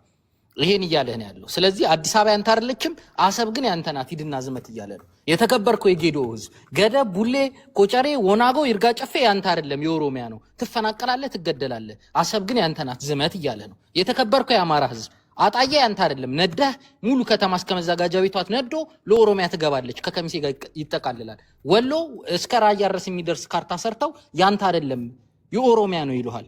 አሰብ ግን ያንተ ነው፣ ዝመት። የተከበርከው የአፋር ህዝብ ዳለቱ፣ አላሌ፣ መዳኔ ያንተ አይደለም የኦሮሚያ ነው። አሰብ ግን ያንተ ነው፣ ሂድና ዝመት ይልሃል። የተከበርከው አደሬ ህዝብ ሐረር የኦሮሚያ ነው። አሰብ ግን ያንተ ነው፣ ሂድና ዝመት ይልሃል። የተከበርከው የጉራጌ ህዝብ ሾኔ፣ ምስቃን፣ ማረቆ አለፍ ብሎም ወልቂጤ የኦሮሚያ ነው ይልሃል። አሰብ ግን ያንተ ነው፣ ሂድና ዝመት ይልሃል። ጋምቤላ የተከበርከው የጋምቤላ ህዝብ ኤታንግ፣ ፑኪንዶ፣ አቦቦ የኦሮሚያ ነው ይልሃል። የተከበርከው የጋምቤላ ህዝብ አሰብ ግን ያንተ ነው፣ ሂድና ዝመት ይልሃል። የተከበርከው የሶማሌ ህዝብ መኢሶን፣ ቼናኪሌ፣ ባቢሌ ያንተ አይደለም። 288,000 የተፈናቀለ ሶማሌ ዛሬ ይገኛል። ያንተ አይደለም የኦሮሚያ ነው። አሰብ ግን ያንተ ነው፣ ሂድና ዝመት ይልሃል። ይሄ አግሬሲቭ የሆነ የኦህዴድ የኦሮሞ ብሔርተኛ ከመላው ድንበርተኛ ህዝቦች ጋር የሚጋጭ ከሲዳማ ጋር ብቻ ነው ከአጎራባች ክልል የማይጣለው ከአፋር ጋር ከአማራ ጋር አግሬሲቭሊ ላንድ ግራበር የሆነ አመራሩ በጠቅላላው ጦርነቱ ተካሄደ እንኳን ቢባል ትደነግጣላችሁ እኮ። በፊት እሱ ወጥቶ ዶክመንተሪ ሲሰራ እንዳልነበረ ምን ያክል የአንድ ፓርቲ ወገንተኛ እንደነበረ የቀይ መጽሐፍ አስጠባቂ እንደነበሩ ከአንድ ብሔር የተወጣጡ ጀራሎች እንደነበሩ የኦሮሚያ ልዩ ኃይል አመራር ምጠራ ነው የሚመስላችሁ? 5 እዝ አለ አይደል? ሰሜን፣ ደቡብ፣ ምስራቅ፣ ምዕራብ፣ ማዕከላዊና ከዛ ታማዦር ሹም ሎጂስቲክ ኃላፊ ምናምን ስሙን ብጠራላችሁ ትደነግጣላችሁ። የኢትዮጵያ መከላከያ ሰራዊት ነው የኢፌዴሪ ሰራዊት ነው ወይስ የኦሮሚያ ልዩ ኃይል እየጠራ ያለው ነው የምትሉኝ? ከ17 ብርጋዴር ጀነራል ወደ ሜጀር ጀነራል ማዕረግ ያደጉት 10 ኦሮሞ ናቸው። ከ43 ኮሎኔል ወደ ብርጋዴር ጀነራል ማዕረግ ያደጉት 28 ኦሮሞ ናቸው። በነብርሃኑ ጁላ፣ ኢታፋለሙ፣ ይልማ መርዳሳ፣ ሹማ አብደታ፣ ቡልቲ ታደሰ፣ ኃይሉ እንደሻው፣ ቶምሳ ምናምን፣ ጌታቸው ጉዲና፣ ናስር አባዲጋ፣ ነገራ ሌሊሳ የሚመሩት ኦህዴድና ሻዕቢያ የሚያደርጉት ጦርነት ምንም አይነት የኢትዮጵያ ናሽናል ኢንተረስት የለውም። መርህ አልባ ግንኙነት በማድረግ ጦርነት ጎትቶ ከትግራይ ጋር በነበረው በሰሜኑ ከህወሓት ጋር በነበረው ጦርነት አሳትፎ ከቶ በጄኖሳይድ የሚከሰስ ግንኙነት መስርቶ የኢትዮጵያና ኤርትራ አንድ ነን የጋራ ኢንተረስት አለን ብሎ ኖቤል ፒስ ፕራይስ ያሸነፈበትን ግንኙነት ሲያበላሽ ምንድነው ስንለው አናቆም። ገብቶ ደፍሮ ገድሎ ድንበሩን ከፍቶ ለቆ ደግሞ አማራ ላይ የደረሰውን በደል ታውቁታላችሁ። ጭና ላይ እስከ ሸዋ ድረስ ከደብረ ሲና ሲመጡ የነሸቴ ሞገስ ትላንትም አይረሳሉ። ጀነራል ተፈራ ማሞ በዛ ሰዓት ሲነግራችሁ አየር መቋሚያ የተው ለህወሓት ለኛ ግን ታንክና መካከለኛ መሳሪያ ሞርታርና ዲሽቃ ሲከለክሉ ነበር ነው ያለው። ሆም ብሎ ደም እንዲቃባ የሰሜኑ ህዝብ አድርጎ ጦርነት ድንበር ከፍቶ ሄዶ ደፍሮ ገድሎ የአማራን ህዝብ ያስጨፈጨፈ ይሄ ስርዓት ዛሬ ናሽናል ኢንተረስት ነው ወደብ ስለፈለኩ ነው ይላል። ወደቡን ሳያስብ ነው ወይ ኖቤል ፒስ ፕራይስ ያሸነፈው? ቀለበት ሲተሳሰር ግንኙነት ሲዘረጋ በኋላ ወደ ሶማሊላንድ ሲሄድ በምን ፈረሰ? አዲሱ ኒውሊ ኤሌክትድ ፕሬዚዳንት ኦፍ ሶማሊላንድ ጋር በምን ተጣላ? አናቅም። በምን ተስማምቶ ነው ቱርክ ሄዶ ከሶማሊያ ሞቃዲሹ ሜንላንድ ሶማሊያ ጋር የተስማማው? አናቅም። ከምኒልክ ጀምሮ ተጣልተን የማናውቀው የጅቡቲ መንግስት ጋር በምን ተጣልቶ ነው አበሾች እየተቀጠቀጡ ይውጡ የተባሉት? አናቅም። ሶማሊላንድ ጋር በምን ተጣላን? አናቅም። ሱዳን ጋር በምን አይነት አግባብ ነው ዩናይትድ አረብ ኤምሬት ኢንተረስትን ጠብቆ ተቋሚ ልክ አሁን ደብረጽዮን መንግስት ብሎ ቢቀበሉት እንደማለት ሄምቲቲን በቀይ ምንጣፍ የተቀበለው በምን አይነት ማዕቀፍ ነው? አልቡርሃን ሳይመጣ አናቅም። እስካሁን ጦርነት ያልተካሄደው ከኬንያ ጋር ነው ጸብ የሌለው። ላንድ ግራቢንግ ያልተካሄደበት የለም። ጋምቤላ 120 ኪሎ ሜትር ገብታለች ደቡብ ሱዳን በጋምቤላ በኩል 120 ኪሎ ሜትር። ትልቅ ህይወት ትልቅ ገበሬዎች ነው የተፈናቀሉት። ስለዚህ ዛሬ በናሽናል ኢንተረስት ስም በብሔራዊ ጥቅም ስም እኛ ከብሔራዊ ጥቅም አገራችንን ፈቀቅ አንልም። ደማችንን እናፈሳለን ለሀገራችን። ዛሬም ሀገራችንን እንቆረቆራለን። ይሄ በግልጽ ለምሳሌ ኦሮሞዎቹ እነ ጀዋር መሐመድ ወጥተው የኦሮሞ ገዢ መደብ ነው። ትላንት ህወሓትን የትግሬ ገዢ መደብ ካልን፣ የንጉሴን ስርዓት የአማራ ገዢ መደብ ካልን ዛሬ የኦሮሞ ገዢ መደብ ነው እያሉ ነው። እኔ ግን ለምሳሌ ይህን ጨፍጫፊ ስርዓት ለኦሮሞ ሰው አልሰጠውም። እነሱንም እያስጨፈጨፈ ስለሆነ ወለጋ ላይ ደረሰውን 72,000 እናት ሞት ስለማቅ እንደ ኦሮሞ እንደማይቆጥሯቸው በዚህ ባፈቃላጤዎቸው በነ ዳልቻ ሽላ ወጥተው የሚበሉ ኦሮሞ አይደለም ስደተኛ እንደሚሏቸው ስለማቅ ድሮን ጊምቢ ላይ መቻራ ላይ እንደሚደበደቡ ስለማቅ ሰላል የሚወርደውን ድሮን ኢሬቻ ጥሬ ስጋ እየቆረጡ የኦሮሞ ህዝብ ገበሬ ግን እየደረሰበት ያለውን በደል ስለማቅ ይሄን ጨፍጫፊ ስርዓት ህዝብ ጉያ ውስጥ እንዲደበቅ አልፈቅድም። ስለዚህ በናሽናል ኢንተረስት ስም ጦርነት እያወጀ ዛሬ ደግሞ ሎካል ጦርነት ከጀመረ በኋላ በአራቱም አቅጣጫ ጦርነት ጠምቆ ከሰሜን ከደቡብ ከምስራቅ በምዕራብ ኢኮኖሚን ድቅቅ አድርጎ የአፍሪካን ከፍተኛ ህዝብ እልቂት ካካሄደ በኋላ ኢኮኖሚያችንን ግሽበት ካካሄደበት በኋላ ስልጣን ለማራዘም በምርጫ እንደማያሸንፍ ስለሚያውቅ አሁን ለመንግስት የሚከራከሩትን ሰዎች ጊፍት የሚሰጡትን በሙሉ ተመልከቱ። አንድም የአማራ ልጅ ለመንግስት ደጋፊዎቹ፣ ለካሬዎቹ፣ ለሆዳዳሪዎቹ የሚሰጥ የለም። በጠቅላላ የኦህዴድ ብሔርተኛ ከኦሮሚያ የወጡ ለሆዳቸው ያደሩ ናቸው። ስታቲክስ ውስጥ እዚህ ጋር ዝም ብላችሁ ለአፈቀላጤዎች ለብልጽግና አፈቀላጤዎች ባዶ ጭንቅላት ለሆኑት ጊፍት የሚሰጡትን ሰዎች በጠቅላላ የኦህዴድ አፈቀላጤዎች ናቸው። በህዝቡ ምን ያክል ኢቅቡልነት እንዳገኙ በነቀፌታ እንዳሉ አፋፍ ላይ ያለች ሀገር እንዳረገ ማየት የምትችሉበት ጉዳይ ነው። ስለዚህ ይሄን አግሬሲቭ የኦህዴድ ብሔርተኛ በጠቅላላ ከአንድ ብሔር የሾመውን ጀነራሎች አኮብኩቦ ሹሞ መርህ አልባ ግንኙነት እያረገ ከአንዱ ጋር ሲጣላ ከአንዱ ጋር ሲታረቅ እያረገ አንዴ አጋር አንዴ ጠላት ነው እያለ እኔ ስጣላ የኢትዮጵያ መሰረታዊ ጠላት ነው ታሪካዊ ጠላት ነው የሚል እሱ ሲዋደድ ካሁን በኋላ ኢትዮጵያና ኤርትራ አንድ ማለት ነው የኛና የነሱ መከላከያ አንድ ማለት ነው የሚለን መንግስት አምነን ወደ ጦርነት ገብተን ሪጂናል ዋር ውስጥ ገብተን እነ ሳውዲ እነ ዩናይትድ አረብ ኤሚሬት እነ ግብጽ እነ እስራኤል እነ ሱዳን ኢንተረስት የሚኖርባቸው ጦርነት ላይ ገብተን የባሰ እልቂት የባሰ ረሃብ ውስጥ ነው የምንገባው። ረሃብ አፍኖ በገዛ ህዝቡ የጠለምት ህዝብ ሲራብ የሚጣላው ህዝብ የሰሜን ህዝብ ነው አማራ ህዝብ ነው ልትል ትችላለህ። የቦረናን ህዝብ ረሃብ የሚያፍን መንግስት ከስልጣንና ከስልጣን ውጪ ምንም የማያስብ መንግስት ተከትለህ ደምህን የምታፈስ የኢትዮጵያ ህዝብ ቅድም የጠቀስኩልህ የዘረዘርኩልህ የጋምቤላ የጉራጌ የአደሬ የአፋር የአማራ የጌዲዮ የአዲስ አበባ ወጣት ታሪካዊ ስህተት እንዳትሰራ ሀገሩን የሚጠላ ሰው አለ ብዬ አላምንም። እኔ ሀገራችንን እኔም በጣም ነው የምወዳት። ናሽናል ኢንተረስት ብሔራዊ ጥቅማችንን ማስከበር አለብን ብዬ አምናለሁ። የመጀመሪያ የኢትዮጵያ የናሽናል ኢንተረስት ራይቫል የመጀመሪያ የኢትዮጵያ ብሔራዊ ጥቅም ጠላት ኦህዴድ መራሹ ብልጽግና ነው። ህዝብ ከህዝብ ሊያጋጭ የሃይማኖት ካርድ ሳይቀር የሚመዝ የሃይማኖት ካርድ ክርስቲያንና ሙስሊም አማራ ጋር ጦርነት ቢጀምር ክርስቲያንና ሙስሊም አማራ ጦርነት ቢጀምር መላው ኢትዮጵያ ላይ ይቀጣጠላል። የካፊር ኦሮሞ አይተናናቅም የሚል ጽንፈኛ ታጣቂ ቡድን ባለበት ሀገር ልክ አማራ ክልል ብቻ የሚቆም ይመስል የሃይማኖት ካርዱላ የሚመዙ የብልጽግና ካድሬዎች እና በአንድ አስተያየት የመጨረሻ ደግሞ ደቂቃ ሲያልቅ የምሰጠው የፋኖ አያያዝ የምርኮኛ አያያዝ ሻቢያ ገብቶበት ወያኔ ገብቶበት ቢሆን በምን ጋተው ነው ዶክመንተሪ የሚለቁት? ከአዲስ አበባ እንኳን ትግርኛ ተናጋሪ አስረው ይሄው የማረክናቸው የወሎ ጦርነት ላይ የተሳተፉት ብሎ አላቀረቡ። ይሄ የሚያሳየው ምንድነው? ጦርነቱን ያካሄደው ፋኖና ፋኖ ብቻ ነው። አንድም የሻቢያ ሆነ የወያኔ ጣልቃ ገብነት እንደሌለ ምርኮኛ ያሳዩ ነበረ። መከላከያም ረሸን የተባለው ፍጹም የብልጽግና ፕሮፓጋንዳ ነው። ወንድሜ ቴዲ ልነግር የምፈልገው ውሸት ነው።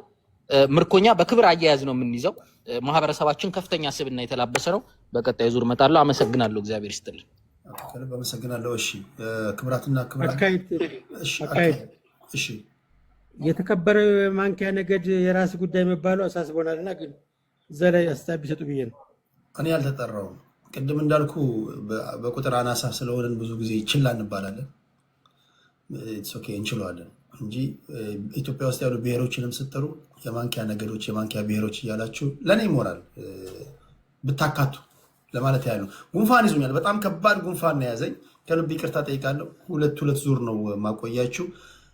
ያልተያዘ የለም። ያልተያዛችሁ በጣም እድለኞች ናችሁ። ነገ የተቻለ መጠን ስፖርት ሰራ አድርጌ ለማብሰል ወይም ደግሞ ለማባረር ሙከራ አድርጋለሁ።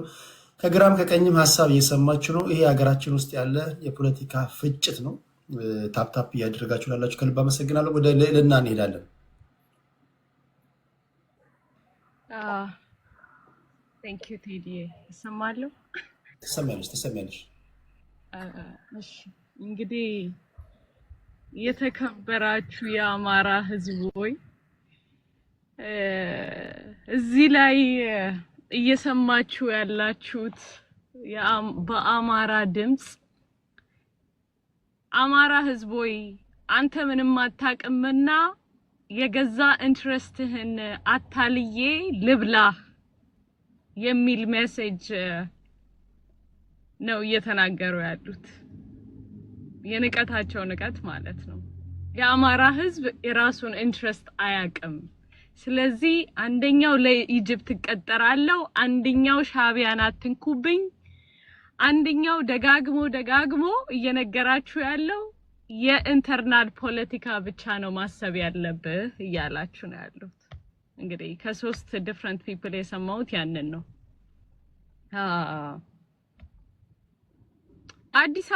ስለ አዲስ አበባ አጭር ነገር ልናገር፣ በጣም በሚያስቅ ነገር። አዲስ አበባ ላይ አሰፍ ራይናው በህገ መንግስቱ አዲስ አበባ የኢትዮጵያ ካፒታል ሲቲ ነው ራይናው ያለው። ግራ ይገባኛል ራሱ በኦሮሚያ በኩል ፋይል ተደርጎ የገባ አዲስ አበባ የእንትን ይሁን ተብሎ የገባ ጥያቄው በኦሮሚያ ልጆች በኩል አለ፣ ግን የገባ ፋይል የገባ የለም። ከየት አምጥታችሁ ራሱ እንደምታወሩት እኔ አንዳንዴ ግራ ነው የሚገባኝ። ማበጣበጫ ነው፣ ማስጫያ ነው። እኔ ኢትዮጵያን ወይንም አዲስ አበባን በተለይ እኔ አዲስ አበባ ብዬ ልጥራት ወይ ሸገር ብዬ ልጥራት፣ የኦሮሞ እህት ወንድሞቼ ፊንፊኔ ብለው ይጥሯት፣ አይ ዶንት ኬር። የኢትዮጵያ ካፒታል ሲቲ ነች። ዳት ኢዝ ኢት።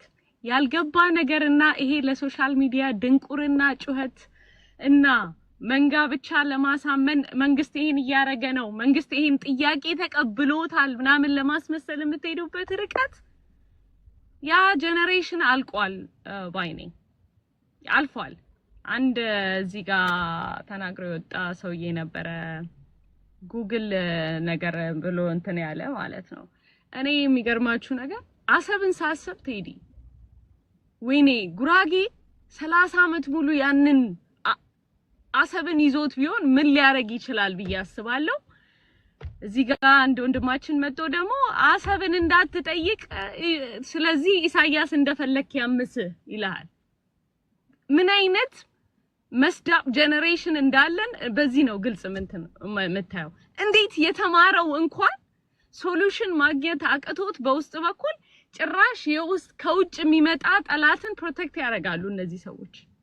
እነሱ ለራሳቸው ኢንትረስት እኛ ፖለቲካ ውስጥ ኢትዮጵያ ፖለቲካ ውስጥ አማራ ፖለቲካ ውስጥ በተለይ አማራ ነኝ ብለው ይሰራሉ። አናያቸውም። ምክንያቱም ወደፊት ማንነታቸው የሚታወቅም ሊኖር ይችላል። በየሶሻል ሚዲያው ላይ ሞስት ኦፍ ዘም ተደብቀው ነው አማራ የሚጫወቱት። ግን የምታውቁት እንደው አሰብንስ እንዴት አድርገን ልናመጣ እንችላለን ብላችሁ እንኳን እንድትጠይቁ እነዚህ ሰዎች አይፈልጉም። ኢንትረስታችሁን እንድታስቡ ሳይሆን የገዛ ወንድምህ ጋር ተጋደል፣ ሻዕቢያ ሲሆን ግን እንዳትሄድና እንዳትዋጋ፣ ይጨርሳል፣ ያልቅልሃል፣ አልቆልሃል እያለ ያስፈራራና እየዛቱበት ያሉት እነዚህ ናቸው። እንግዲህ በሚገርም ሁኔታ ኢጅፕት ብቻ ሳትሆን እስራኤል ከ2020 ላይ የሱዳንን ከቴሮሪስት ሊስት ስታወጣ ከአሜሪካ ቴሮሪስት ሊስት ውስጥ ስታወጣ ከሱዳን ጋር they made agreement በሃይድ agreement አድርገው ነበረ ከኢትዮጵያ ውጪ። የሚገርማችሁ ነገር የኢትዮጵያ ሲቹዌሽን ለሱዳን ሀፕን ያደረገው ነገር ለኛ ነበር የታሰበው። ያ ነገር ኢትዮጵያን ኪያስ በመፍጠር ግድቡን ከማድረግ ማስቀረት ማለት ነው። so in other way around ተቀያይሮባቸው ነው እንጂ ለራሳቸው ኢንትረስት ሲሉ ማንንም ቢሆን ማንንም ያንን ከማድረግ ወደ ኋላ አይሉም።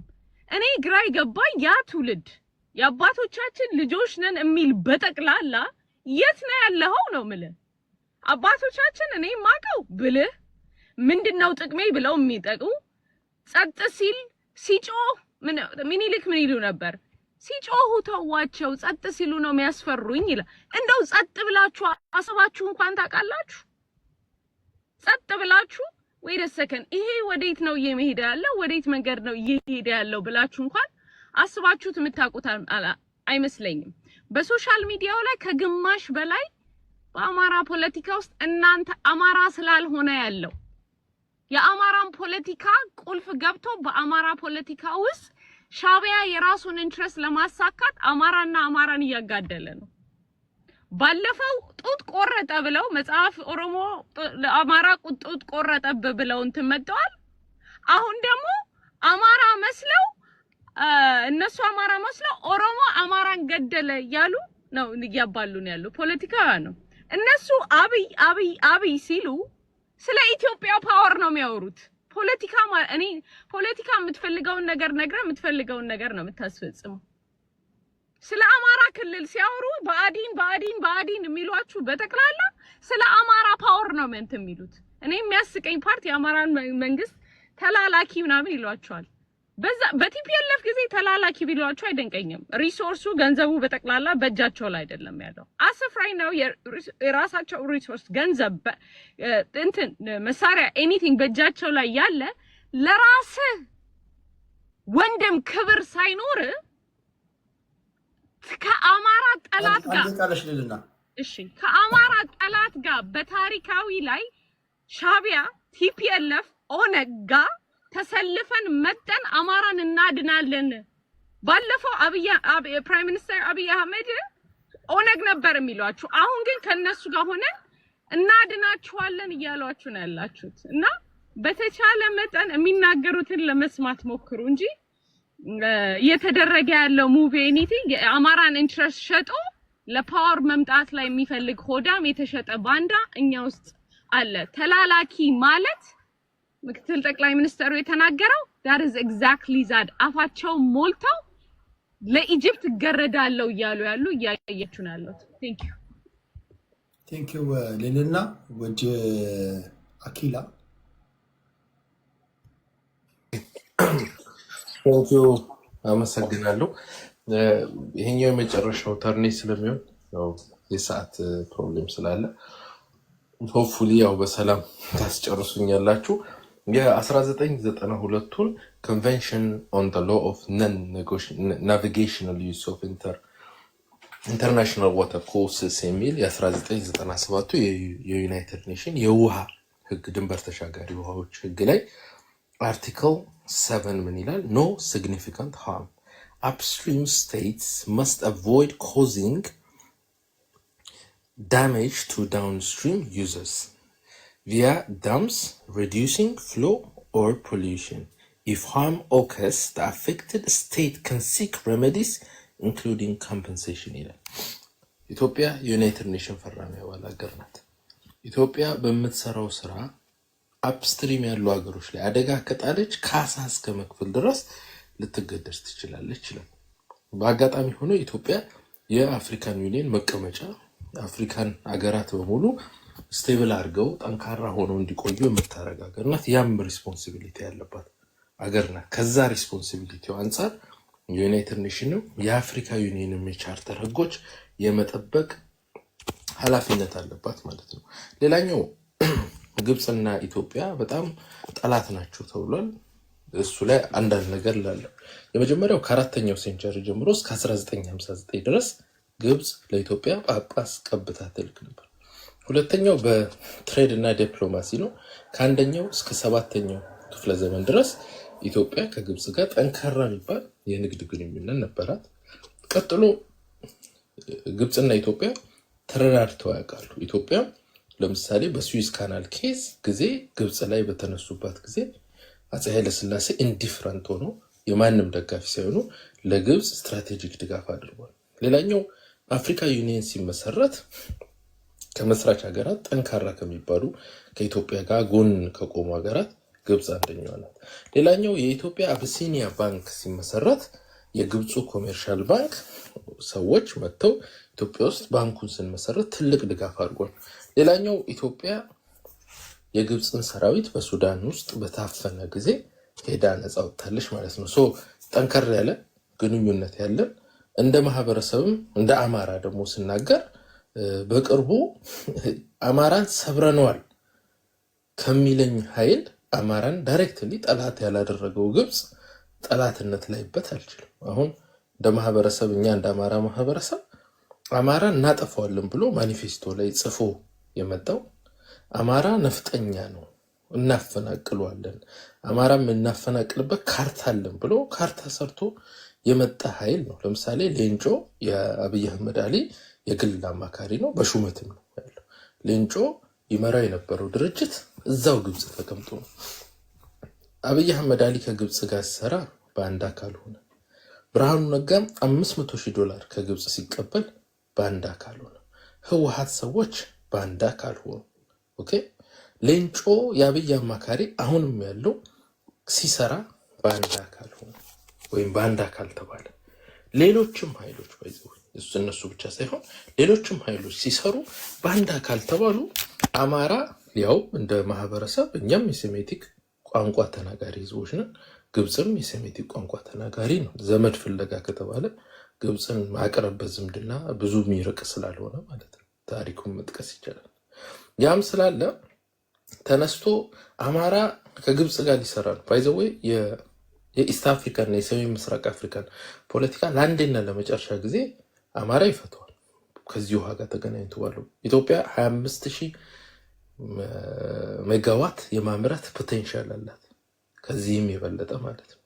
ያንን ማምረት የሚቻለው አገሪቷ ሰላም ስትሆን፣ ሰላም መምጣት የሚችለው ደግሞ የሌሎች ሰዎች ጉሮሮ ላይ ሳትቆም በጋራ በትብብር ስትሰራ ነው። ሁለተኛ ሌላ ትልቅ ሬስፖንሲቢሊቲያችን ደግሞ እንደሚታወቀው የአፍሪካ ዩኒየን አባል ዋና መስራች ሀገር ሄድኳርተር መሆናችን የአባትነት ሮል አለን ማለት ነው። ሌላኛው ኢትዮጵያ ውስጥ አማራን እንገላለን፣ አማራን እናጠፋለን፣ አማራን እንጨፈጭፋለን፣ እዚህ ቦታ ያለን አማራ እናፈናቅላለን የሚል የመንግስት ስርዓት ለአማራው ህዝብ ጠላት ነው ከግብጽ በላይ። ግብጽ እኮ ውሃ ነው የምትፈልገው ከኛ፣ ነፍሳችንን የሚፈልግ ነፍሳችንንም እየነጠቀን ያለ ስርዓት አለ። ይሄ ስርዓት ደግሞ የፖለቲካል ክሊኩ 60 ዓመት ያለፈው ነው። ስለዚህ አማራ ህዝብ እኮ ፊት ለፊቱ የተቀመጠለት ነው።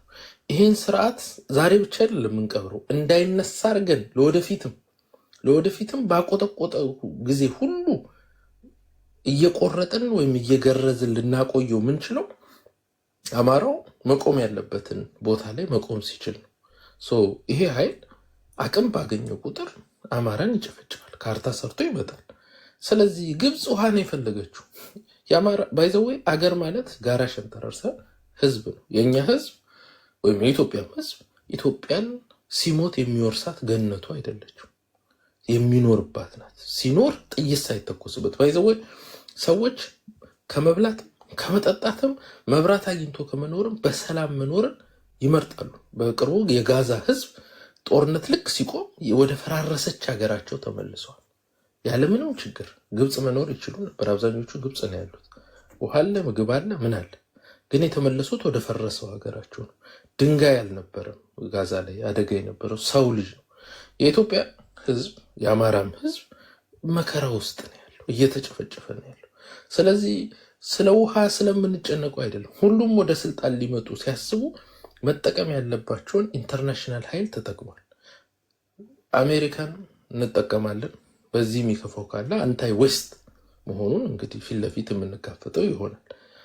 አንታይ ዌስት የሆነ ኃይል ጠላት መሆኑን በደንብ በየአሜሪካው፣ በየካናዳው፣ በየአውሮፓ ሀገር የሚኖር የብልጽግና ደጋፊ ሆኖ ለምን ከአሜሪካ ጋር ሰራችሁ ካለን ጸረ ዌስት ነው ወይም ጸረ ምዕራባውያን መሆኑ ፊት ለፊት እናሳውቃለን ማለት ነው። ያ እየተለቀመ ወደ ሀገሩ ሄደ። አንደኛው እሱ ነው። ከዌስቶች ጋር እስከሰራን ድረስ ደግሞ ከእስራኤል ከግብፅ ጋር መስራታችን ማይቀር ነው። ከእነዚህ ሀገሮች ጋር ስንሰራ ግብፅ ኢንተረስት ይኖራታል። እኛ እንደ ሀገር እንደ አማራም ህዝብ ኢንተረስት ይኖረናል። ግን አንድ ነገር መናገር የምችለው እንደ ብርሃኑ ነጋ ግን ሀገራችን $500,000 አንሸጥም። እንደ አብይ አህመድ አሊም ወላሂ ቢላሂ ቲላሂ ብለን ምለንበት አንመጣም። ህዝባችን በሚመጥነው ልክ እናደርጋለን።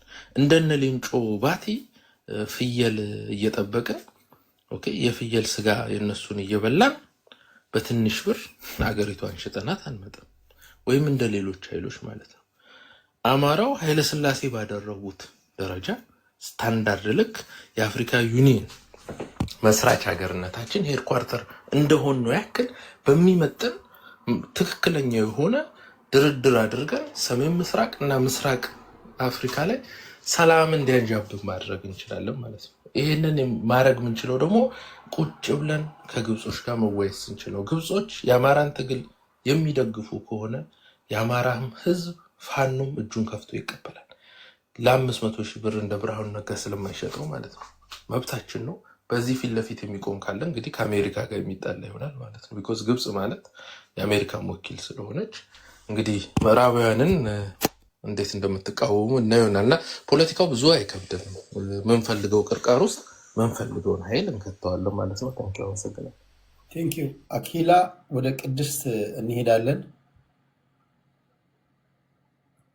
ሁሉንም ግራ ቀኙን ማድመጥ አለባችሁ። አመሰግናለሁኝ። ምናልባት እኔ ትኩረት ማድረግ የምፈልገው በሁለተኛው አጀንዳ ላይ ነው። ምንም በተለይ የመጀመሪያው አጀንዳ እኔ ለአማራ ህዝብ ነው መጀመሪያው አጀንዳ ላይ መልእክት ማስተላለፍ የምፈልገው። የአማራ ህዝብ በተለይ የአማራ ተወላጅ በደንብ ግራ ቀኙን አይቶ ትግሉን የጠለፉትን ጋንግስተሮች ከትግሉ ውስጥ ለማስወጣት መረባረብ ያለበት ጊዜ ይመስለኛል። ምክንያቱም የአማራን ህዝብ ትግል የመራን ነው ወይም አክቲቪስት ነን ያሉ ሚዲያው ላይ ያሉ አጠቃላይ የአማራ ጠላቶች ናቸው። ሁልጊዜ የሚፈልጉት ክልሉ በጦርነት እንዲታመስ፣ ሁልጊዜ የሚፈልጉት ጦርነት ብቻ እንዲታወጅበት፣ በምንም መልኩ ይሁን አማራ ዋጋ እንዲከፍል ብቻ እያደረጉ ያሉ የአማራ ህዝብ ጥያቄ በሌሎች ኢትዮጵያውያን እይታ ሲታይ የተሳዳቢ፣ ሌሎችን የሚያንቋሽሽ፣ የበታች የሚያደርግ ተደርጎ እንዲሳል በጣም አበክረው እየሰሩ ስለሆነ እኔ ይሄንን ማህበራዊ ሚዲያውን ሸሽተው ስድቡን ይሄ መንጓጠጡን ሸሽተው በየቤታቸው ያሉ የአማራ ልጆች አሁን በፊት ለፊት ወጥተው የሚጋፈጡበት ጊዜ ነው ብዬ ነው የማስበውና ዝም ማለታችሁ የባሰ ሌቦች ሀገሪቷንም የሚጠሉ ሰዎች በአማራ ስም መጥተው የተሰገሰጉበት ጊዜ ስለሆነ መንቃት ያስፈልጋልና ሁሉም የአማራ ልጅ ደሙ አማራ የሆነ በሙሉ ወደዚህ ትግል መጥቶ ሌቦቹን ማጋለጥ አለበት። ይሄ ጭምብሉን አድርጎ በየቤቱ አማራ ነኝ እያለ ፊቱን አሳይቶ ማያቅ ግን በየቀኑ ግድያ በየቀኑ ጦርነት የሚያውጀውን ማስቆም አለባችሁ ብዬ ነው መልእክት ለማስተላለፍ የምፈልገው። ወደ ሁለተኛው አጀንዳ ስንመጣ በኢትዮጵያና በኤርትራ መካከል ኢትዮጵያ ያቀረበችውን ክስ የኤርትራ በጣም አስደንጋጭ ነው የሚል ምላሽ የሰጠችበት ላይ ነው ሀሳብ መስጠት የምፈልገው። እንግዲህ ኢትዮጵያ የሀገሯን የፖለቲካዊ ሁኔታዎች ስታይ አጠቃላይ በቀጠናው ላይ ያለውንም ፖለቲካ ስታይ ኤርትራ በቀጥታ ኢትዮጵያ ውስጥ ያሉ ችግሮችን በማባባስ እጇን ኢትዮጵያ ፖለቲካ ውስጥ ከታለች። ለዚህ በጣም ብዙ ማሳያዎች እያየን ያለ ነው። ስለዚህ ዓለም አቀፉ ማህበረሰብ ኢትዮጵያ እንደ ሁል ጊዜው ጸባጫሪ አይደለችም። ኢትዮጵያ ይታወቃል። በጣም አስተዋይ፣ የምስራቅ አፍሪካ ላይ ያለውን የበላይነቷን አስጠብቃ መሄድ የምትፈልግ ሀገር፣ በጣም ሰላማዊ ሀገር ነች ኢትዮጵያ። ሁልጊዜ ጎረቤቶቿ መጥተው ሊወሯት፣ ፖለቲካ ውስጥ ገብተው ሊያተራምሱ፣ ህዝቧን ሊበትኑ ብዙ ይጥራሉ። ይሄ ለዘመናት ያደረጉት ነው። ኢትዮጵያ ግን ሁልጊዜ ጎረቤቶች ሲቸገሩ አብራ የምትቆም፣ ዜጎቻቸው ቢፈናቀሉ ባላት አቅም የምትሰበስብ፣ የተቻላትን ሁሉ የምታደርግ መልካም ሀገር ናት። ነገር ግን ጎረቤቶቿ ደግሞ ሁልጊዜ የኢትዮጵያውያንን መውደቅ መበታተን የሚፈልጉ ስለሆነ ተኝተውልን አያድሩም። እናውቃለን ታሪካዊ ጠላቶቻችንን። የኤርትራ መንግስት ኢትዮጵያ ላይ እያደረገ ያለውን ነገር ዓለም እንዲያቀላት ነው የጠየቀችው። ምክንያቱም የኤርትራ መንግስት ሁልጊዜ ኢትዮጵያን እያተራመሰ መቀጠል አይችልም። ስለዚህ ይሄንን ሁሉም እንዲያቀላት ጥያቄ አቅርባለች። ነገ ለሚፈጠሩ ነገሮች ጉዳዩን በትክክል ሁሉም ዓለም እንዲያይላት ማሳሰቢያ ጭምር ነው። የኤርትራ መንግስት ደግሞ ክዷል። እውነት ነው። አንድ ሀገር ገብቶ ሲያተራምስ አው እያተራመስኩ ነው አይልም። ጦርነት እንኳን የጀመሩ አካላት እኛ ጦርነት ጀምረናል ብለው አምነው አያውቁ። አሁንም ልትል የምትችለው ነገር ይሄ ነው። ግን ይሄ አዝማሚያ ወዴት ነው ይዞን የሚሄደው ነው? አንደኛ ኢትዮጵያ የምትፈልገው የፖለቲካዊ ጥያቄ አላት፣ ታሪካዊ ጥያቄ አላት። የቀይ ባህርን አክሰስ የማግኘት የአሰብ ጉዳይ የኢትዮጵያ አሁን ወደፊት የመጣ አጀንዳዋ ነው። ለዚህ ትውልድም አስፈላጊ ነው። ስለዚህ ይሄንን ጥያቄ ወደፊት ይዛ መምጣቷ አይቀርም። ኤርትራ ለዚህ መዘጋጀት አለባት። የሰው ሀገር ውስጥ ገብተህ ስታተራምስ ምላሹ ራሷ ኤርትራ ሀገርነቷንም የማሳጣት ደረጃ ሊደርስ እንደሚችል ደግሞ በደንብ ታሳቢ መሆን መቻል አለበት። ኤርትራ እስከ መቼ እኛን እያመሰችን ትኖራለች? እስከ መቼ በኢትዮጵያውያን ደም ትነግዳለች? ራሷ ኤርትራ ሀገር እንድትሆን ኢትዮጵያ ፈቃድ ስትሰጥ መልካም ጥሩ ጎረቤት እንድትሆናት እንጂ እድሜ ልክ እያደማቻት እንድትኖር አይደለም። ስለዚህ ወደደችም ጠላችም በግፍ ተወስዶብን የነበረውን አሰብ እኛ ሁልጊዜ ሰላም ነው የምናስቀድመው። በሰላማዊ መንገድ እንጠይቃለን፣ ህጋዊ መንገዶችን እንከተላለን። ለዚህ ደግሞ የቻልነውን ሁሉ እናደርጋለን። ሁሌም ከሰላም የሚታጣ ነገር የለም። ከዚህ ግን በዘለለ አሁን ኤርትራ እያደረገችው እንዳለው ዝም ብለን ተኝተን እጃችንን አጣጥፈን በራሳችን ክልል ውስጥ በራሳችን ከተሞች ውስጥ ሞት ስታውጅ፣ ደም ስታፈስ፣ እኛ ፖለቲካ ውስጥ እጇን ስታስገባ እጇ መቁረጥ አለብን። ይሄ ማይቀር ነገር ነው። እጇ መቆረጥ አለበት። ልካቸውንም ማወቅ አለባቸው። ስለዚህ ኢትዮጵያ ልክ ነች። ዓለም አቀፉ ማህበረሰብ ማወቅ አለበት። እንዴት አይነት ደባ እየተሰራብን እንደሆነ ዓለም በሙሉ ማወቅ አለበት። እኛ ጸበጫሪዎች አይደለንም። ኤርትራንም ዝም ብለን ከሜዳ ተነስተን አንነካትም። ነገር ግን የኢትዮጵያ ህዝብ ፍላጎት ትላንት በሸፍጥ የሄደው ትላንት ሁለት ወንበዴዎች ሀገር የገነጠሉበት መንገድ ስህተት እንደሆነ ኤርትራውያንም ያውቃሉ። ይህንንም አሳልፈው የሰጡትም ያውቃሉ። ይሄንን ጥያቄ ወደፊት እየገፋባት ሲመጣ ኤርትራ በቀጥታ ኢትዮጵያ ፖለቲካ ውስጥ ኢትዮጵያውያን አለመግባባት ውስጥ እጇን ከታ ሀገር እያተራመሰች ነው ያለችው። ስለዚህ ሀገር የሚያተራምስ አካል ዝም ሊባል አይገባውም።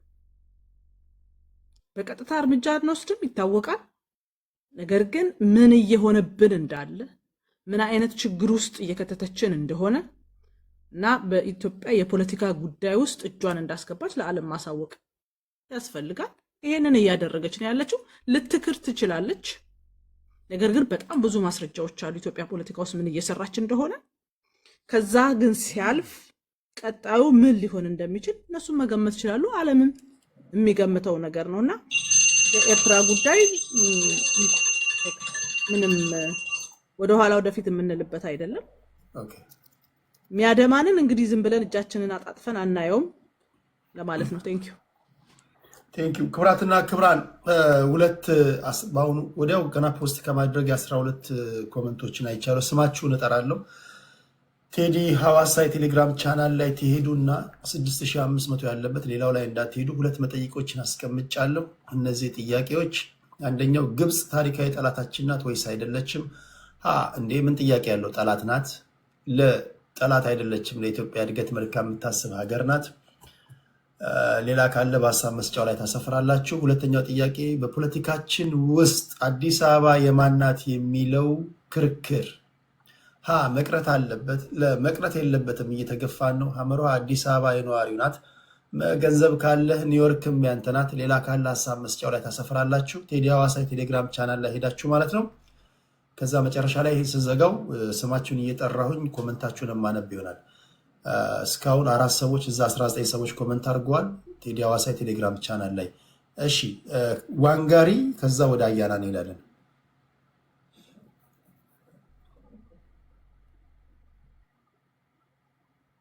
የመጨረሻ ንግግሬን አድርጌ ተኛለሁ። ዛሬ ነጋብን ብዙ ቁጭ ብለን ያው የሀገር ጉዳይ ነው። በኤርትራ ጉዳይ ላይ ነው ፋይናላይዝ ማድረግ እንፈልገው። እንግዲህ ዩናይትድ ኔሽንስ፣ አፍሪካን ኤዩ በግብፃውያን ሲመሩ ኢትዮጵያ ላይ ሸፍጥ ማድረጋቸው ተረጋግጧል። አሁን ይሄ ጉዳይ ገፍቶ መጥቷል። ዩናይትድ ኔሽንም ላንድ ሎክድ የሆኑ ሀገራቶች ግፍ እንደተፈጸመባቸው የዓለምን ሰላም ለማስጠበቅ የሚፈለግ ከሆነ ላንድ ሎክድ ስቴቶች የአክሰስ ቱ ዘ ሲ ራይታቸውን ከኮስታል ስቴት እኩል የሚጠቀሙበት ሁኔታ ሊመቻች እንደሚገባ እስከዛሬ በዝምታ ስንመለከት ጉዳታቸውን ስናባብስ ኖረናል። ባላጥፉ ሲቀጡ ኖረዋል በሚል ባለፈው የዛሬ 15 ቀን ሲናገሩ ነበረ ጉተሬዝ። ሰምታችኋቸው ከሆነ ይሄ ዝም ብሎ የመጣ አይደለም። በዚህ ጉዳይ ላይ በኮስታል ኢንተርናሽናል ፊሎ ኮንቬንሽን በሚመለከት 3 ጊዜ የዓለም ምሁራኖች ሪሰርች አቅርበውበታል። እሱም አክሰስ ቱ ዘ ሲ እና ሶቨርኒቲ ራይት ኢኳል ራይት ሊሰጣቸው ይገባል። ሁለቱ እኩል ሲሆኑ ነው የዓለም ሰላም ሊረጋገጥ የሚችለው። ምክንያቱም አክሰስ ቱ ዘ ሲን ራይት ሰጥተህ ኮስታል ስቴት ላይ ዲፐንደንት እንዲሆኑ ማድረግ ማለት ስጋ ሰጥቶ ቢላ እንደመከልከል ነው የሚቆጠረው። ይሄ ትክክል የሆነ አይደለም። የዓለም አቀፍ መርህ ተስተካክሎ አክሰስ ቱ ዘ ሲ እና ሶቨርኒቲ ኢኳል ራይት ኖሯቸው ላንድ ሎክድ የሚባል አገር አይኖርም። ኢትዮጵያ ጥቁሮችን ከነጭ እኩል እንዳደረገችው ላንድ ሎክድ ስቴቶች በሙሉ አክሰስ ቱ ዘ ሲ ራይታቸው ይረጋገጣል። ይሄ ገፍቶ የመጣ ነው። ጉተሬስ የዛሬ 15 ቀን ያረጋገጠው ሀቅ ነው። በዚህ ጥያቄ ላይ በተለይ ኤርትራ ስለ ሉዓላዊነት የማውራት ሞራል የላትም። ምክንያቱም ስለ ሉዓላዊነት ሞራል ለማውራት የኢትዮጵያ ሉዓላዊነት መገንጠልም ካለባት ፍቺዋን 80ን ስትቀድ ሕግና ስርዓትን ተከትላ እስካሁንም የምንቦጫጨቀው እስካሁንም የምንጎሻሸመው ፍቻችን ሕጋዊ ስላልነበር ነው። ፍቺው ሕጋዊ አልነበረም። የኢትዮጵያ መንግስት ወደቀ እንጂ ኢትዮጵያ ሉዓላዊነቷን አላጣችም። አንድ ሀገር መንግስት ሲወድቅ ሉዓላዊ የአገር ግዛት ተሪቶሪያል ኢንቴግሪቲዋን ጠብቃ የመጠበቅና የማስጠበቅ ጊዜያዊ መንግስት ተሾሞ ያን የማሻገር የዩናይትድ ኔሽንስ ኃላፊነት ነው። ይህንን ያውቁታል። የቬና ኮንቬንሽን የሚያረጋግጠው ጉዳይ ነው። በግልጽ የተሰመረበት ጉዳይ ነው። የኢትዮጵያ የደርግ መንግስት ሲወድቅ የኢትዮጵያ ሉዓላዊነት መሬት የተጠበቀ ነው። ይህን የሉዓላዊነት መብቷን የምታጣው ህግና ስርዓትን በጠበቀ እንጂ ያውም አንድ መንግስት ወድቆ 2 ትራንዚሽናል ገቨርንመንት የተቋቋመበት እጅግ በጣም አሳፋሪ ትራንዚሽናል ገቨርንመንት ቴሪቶሪያል ኢንቴግሪቲ የሚለውጥ ስምምነት መፈጸም አይችልም፣ አልትራ ቫይረስ ነው የሚል ቬና ኮንቬንሽን በግልጽ አስቀምጦ ይህንን ተላልፈው 2 የግብፅ አመራሮች በእርግጥ በዚህ አጋጣሚ በግብጾች ምቀናውን እውነታውን መናገር ፈልጋለሁ። ግብጾች የራሳቸውን ኢንተረስት ናሽናል ኢንተረስት ለማስጠበቅ የዓለም አቀፍ ተቋማትን በመጠቀም ረገድ በጣም ከኛ ይበልጣሉ። ኢትዮጵያኖች ከነሱ በቅናት ልንማረው የሚገባ ነው አሉ እንጂ የኛ ዓለም አቀፍ ተቋማት ውስጥ እየሰሩ ነጋጠባ አብይ የሚሉ የሰሩበትን የዓለም አቀፍ ተቋማት ኢትዮጵያ ሊከሱባት የኢትዮጵያ መንግስት ሊያዋርዱበት የሚገረዱ ዶክተር ነን ተብዬዎች አይተናል። ዘንድሮ ተዋርደናል። በዓለም ላይ የተዋረድ ነው። ግብጾች ግን የዓለም አቀፍ ተቋማትን የራሳቸውን የናሽናል ኢንተረስት በማጠበቅ ረገድ ከኛ ይበልጣሉ። ይህንን ወሊቁዱን ኢሩማ ይላል ኦሮሞ ሲተርት። በቃ አንዳንድ ነገሮችን ማድነቅ አለብን። ኢትዮጵያኖች ከዚህ መማር አለብን። ጭራሽ አርፈን ሄደን አይናችንን በጨው አጥበን የግብፅ ወኪል ሆነ መምጣት ጀመረን። እጅግ በጣም ያሳፍራል። ኢትዮጵያዊ የፊታችን የግብፅ ወኪል ሆኖ ሲያወራ እንደማዳመጥ የሚያም ነገር የለው። የቴዲ ቤት ስለሆነ ስርዓት ያለበት ቤት ስለሆነ ይሄ ቤት እንዲያድግልኝ ስለምፈልግ በጨዋነት ቋንቋ ለመታገስ ታልፈናል። የኢትዮጵያ ናሽናል ኢንተረስትን በካልቾ ተብሎ ነገ ጠዋት እነሱ መንግስት ቢሆኑ የዶክተር አብይ መንግስት ጥለው መንግስት የሚሆኑበትን አገር የራስ ጉዳይ የሚሉ ዘመን ላይ ደርሰናል። ይሄ በጣም ሊታረም የሚገባው ነው። ፖለቲካ ተምታቶብናል። አገር መውደድ ተምታቶብናል።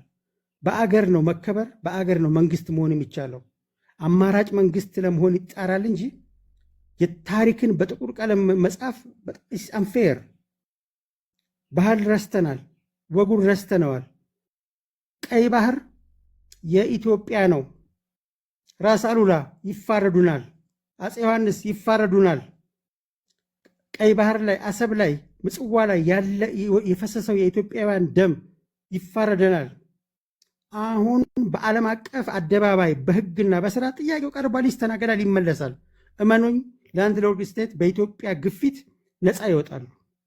ያኔ ግሎባል ፒስ ሰኪዩር ይሆናል። አንዱ ተመልካች፣ አንዱ የበይ ተመልካች፣ አንዱ ቁጭ ብሎ በይ የሚሆንበት ስርዓት የለም። አክሰስ ቱ ዘ ሲ የሉዓላዊነት መገለጫ ነው።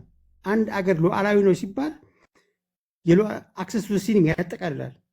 በመጨረሻ አንድ አገር ሉዓላዊ ነው ሲባል በተለይ ኤርትራ ከኢትዮጵያ ነፃ ወጥታ ሉዓላዊ ነኝ ካለች ሉዓላዊ የሆነችው የኢትዮጵያን ሰላም ለመንሳት አይደለም። የኢትዮጵያን ተቃዋሚና የአንድነት ኃይሎች አንድ ላይ አጠራቅማ የኢትዮጵያን ሰላም ለመበጥበጥ 24 ሰዓት መስራቷ ሉዓላዊነት ኃላፊነትን አስከትሎ ይመጣል። ስለዚህ ሉዓላዊነት የተባለችው የኢትዮጵያን ሰላም ለመበጥበጥ ስላልሆነ በቀይ ባህር ላይ ሞታ የቀይ ባህርን ትሩፋት እንኳን ለኢትዮጵያ ልታመጣ ለራሷን መጠቀም ስላልቻለች፣ ህዝቦቿንም ሰብስባ ማኖር ስላልቻለች አሁን ይሄንን የዲሪኮግኒሽን ፕሮሰስ ማፋጠን ግዴታ ነው ይሆናልም። ዲሪኮግናይዝ ስናደርግ ቴብል ላይ ይመጣል። ሁለት አስቀያሚ ሲሆን የተሻለውን ትመርጣለች፣ ትገደዳለችም። ምክንያቱም የኢትዮጵያውያን ሉዓላዊት ኢንቴግሪቲ ሳታከብር የሉዓላዊነት ደርባ በሉዓላዊነት ላይ ሉዓላዊነት ስለወሰደች ማለት ነው። ለዚህም የዓለም አቀፍ ተቋማት ስለተባበሩ የዓለም አቀፍ ተቋማትን ኢንኮንሲስተንሲ ለዓለም አስረድተን ተክተን የኢትዮጵያን የባህር በር መጠቀም መብቷን እናስባለን። ትንሿ የቴዲ ቤት ታድጋለች። የመጀመሪያውን የቀይ ባህር ፕሮግራምም ከአሰብ ላይ ትሰራለች። ሰላማችሁ ይብዛ ውድ ኢትዮጵያውያን፣ ተባረኩ። ለነበረን ቆይታ እጅግ በጣም አመሰግናለሁ። ክብረት ይስጥልኝ። ቴንኪው። ማስተካከያ አለ። ይሄ ቤት ኢትዮጵያ ምድር ላይ ከምታዩት ሚዲያ ሁሉ ይበልጣል። ከኢቲቪ፣ ከፋና፣ ከዋልታ፣ ኢቢኤስ የለ ምን የለ። ካለ ንገሩ። ታርም ያለው አባቴ ካለ ንገሩ። ካለ ንገሩ። ሀቁን እኮ የምነግራችሁ ካለ ይሄ ሚዲያ በሉኝና ንገሩኝ። የኢትዮጵያ ምድር ኢቲቪ የለም፣ ፋና የለም፣ ዋልታ፣ እኔ ሶስት ሁሉም ጋር ሰርቻለሁ። አለ ካለ ንገረኝ። ወይ የትግል ሜዲያ ነው ያለ፣ ወይ ደግሞ የሆነ ልሳን ነው ያለ። ከሆስቱ ጋር የምትቃረን ከሆነ ማጅራትን ተብለህ ትባረራለህ፣ ትታፈናለህ። እኛ እኮ እየሰማን ቴዲና የቴዲ ሐዋሳ ቤተሰብ እኮ እያደመጥን ነው። ስለዚህ ይሄ መታረም አለበት ለማለት ያለው ለአድማጭ ተመልካቾቻችን ክብር። ወደ አያና እንሄዳለን። አያና እንዴት ነህ? ከባድ ያ የጋራ ችግራችን ነው። እኔ በስፖርቱም በምኑም እንግዲህ ትንሽ ቀደምኩ መሰለኝ። ጠንከር የበግ አይነት ነው ጉንፋኑ። በጎች ድሮ ነበሩ ተገላገሉ። በግ ጉንፋን ሲይዝ አይተህ። ኤኒዌይስ ዛሬ አምሽቼ ነው የተቀላቀልኳችሁ። ቢዚ ነበርኩ። ወደ ስዩም እያወራ እያለን የመጣሁት አንዳንድ ጥያቄዎችን ፖዝ አድርገህለት በጣም የሚገርም ነው። ለእሱ ጥያቄ የምታቀርብለት ሪዝነብል ጥያቄ ነው እና ለነዛ ጥያቄዎች የሚሰጠው መልስ እውነት ኦልሬዲ ተለጉሞ ያሰበውን ጠንቅቅ ያለው ይሄ ነው ሀሳቤ ብሎ ጨርሶ እሱን ለማጠናከሪያ መጥቶ የሚሰማ ሰው ካልሆነ ክፍት አእምሮ ይዞ ነገርን ለማሰላሰል እያሰበ ለሚመጣ ሰው ስዩምን የጠየካቸው ጥያቄዎች መልስ ይሰጡታል። ሄዶ ስዩም የብሔራዊ ምክክር ኮሚሽን መፈጠር እንዳለበት ነው የተናገረው። ኦልሬዲ ተፈጥሮ ያለው ማለት ነው። ታማኒነት ያላቸው ቅቡልነት ያላቸው ከተለያየ ቦታ የሆኑ ሰዎች ይካተቷል። አሁን ያሉትን ሰዎች ማለት ነው። ኮሚሽነሮቹ እንግዲህ እነሱን ከአንድ ብሔር ናቸው ከአንድ ፖለቲካ አስተሳሰብ ወይም ደግሞ የሬፑቴሽን ችግር አለባቸው ብሎ የሚያነሳ ሰው ካለ ይገርመኛል። መጨረሻ ላይ ስዩም ሄዶ ያረፈበት መፍትሄ ይሆናል ለኢትዮጵያ ብሎ የነገረን ዛሬ ያለንበት ነገር ነው። ግን ስዩም የሚያደንቃቸው ሌሎች አካላት እዚህ ውስጥ ባለመሳተፍ የፖለቲካ ብልሃት መስሏቸው የሚንቀሳቀሱ ቢኮዝ ያውቃሉ ሄደው ከተሳተፉ በምን መንገድ ነው እና ዋና አማራ የሚባሉት እና አኪላ እንኳን ያው አይን አፍጥጠው መጥተዋል። የሆነ ጽሁፍም አምጥተዋል። አሁናዊ ሁኔታን እንገምግምና እንትን የፋኖ ባልንጀርነት ከማን ጋር ይሁን ከቲፒኤልኤፍ ጋር ከብልጽግና ጋር ከእንትን ጋር ብለው መጨረሻ ላይ ግብጽ ያዋጣናል የሚለውን ከግብጽ ጋር ነው የፋኖ ትስስር ሊሆን የሚገባው የሚል ጽሁፍ ጽፈው መጥተዋልና አኪላና የነሱ ባለፈውም ነገር ያለው እነሱ ፈጠጥ ያለ ነው የመሳሪያ ንግድ እንደሆነ ሐሳባቸው ባለፈው ጊዜ ነግረውናል። አሁን ደግሞ አዲሱ ጽሁፋቸው ከብልጽግና ከእንትን ጋር ከግብጽ ጋር መስራት ይሻለናል ከውስጥ አካላት ጋር ከምንሰራ የሚል ነው ያመጡትና እንደዛ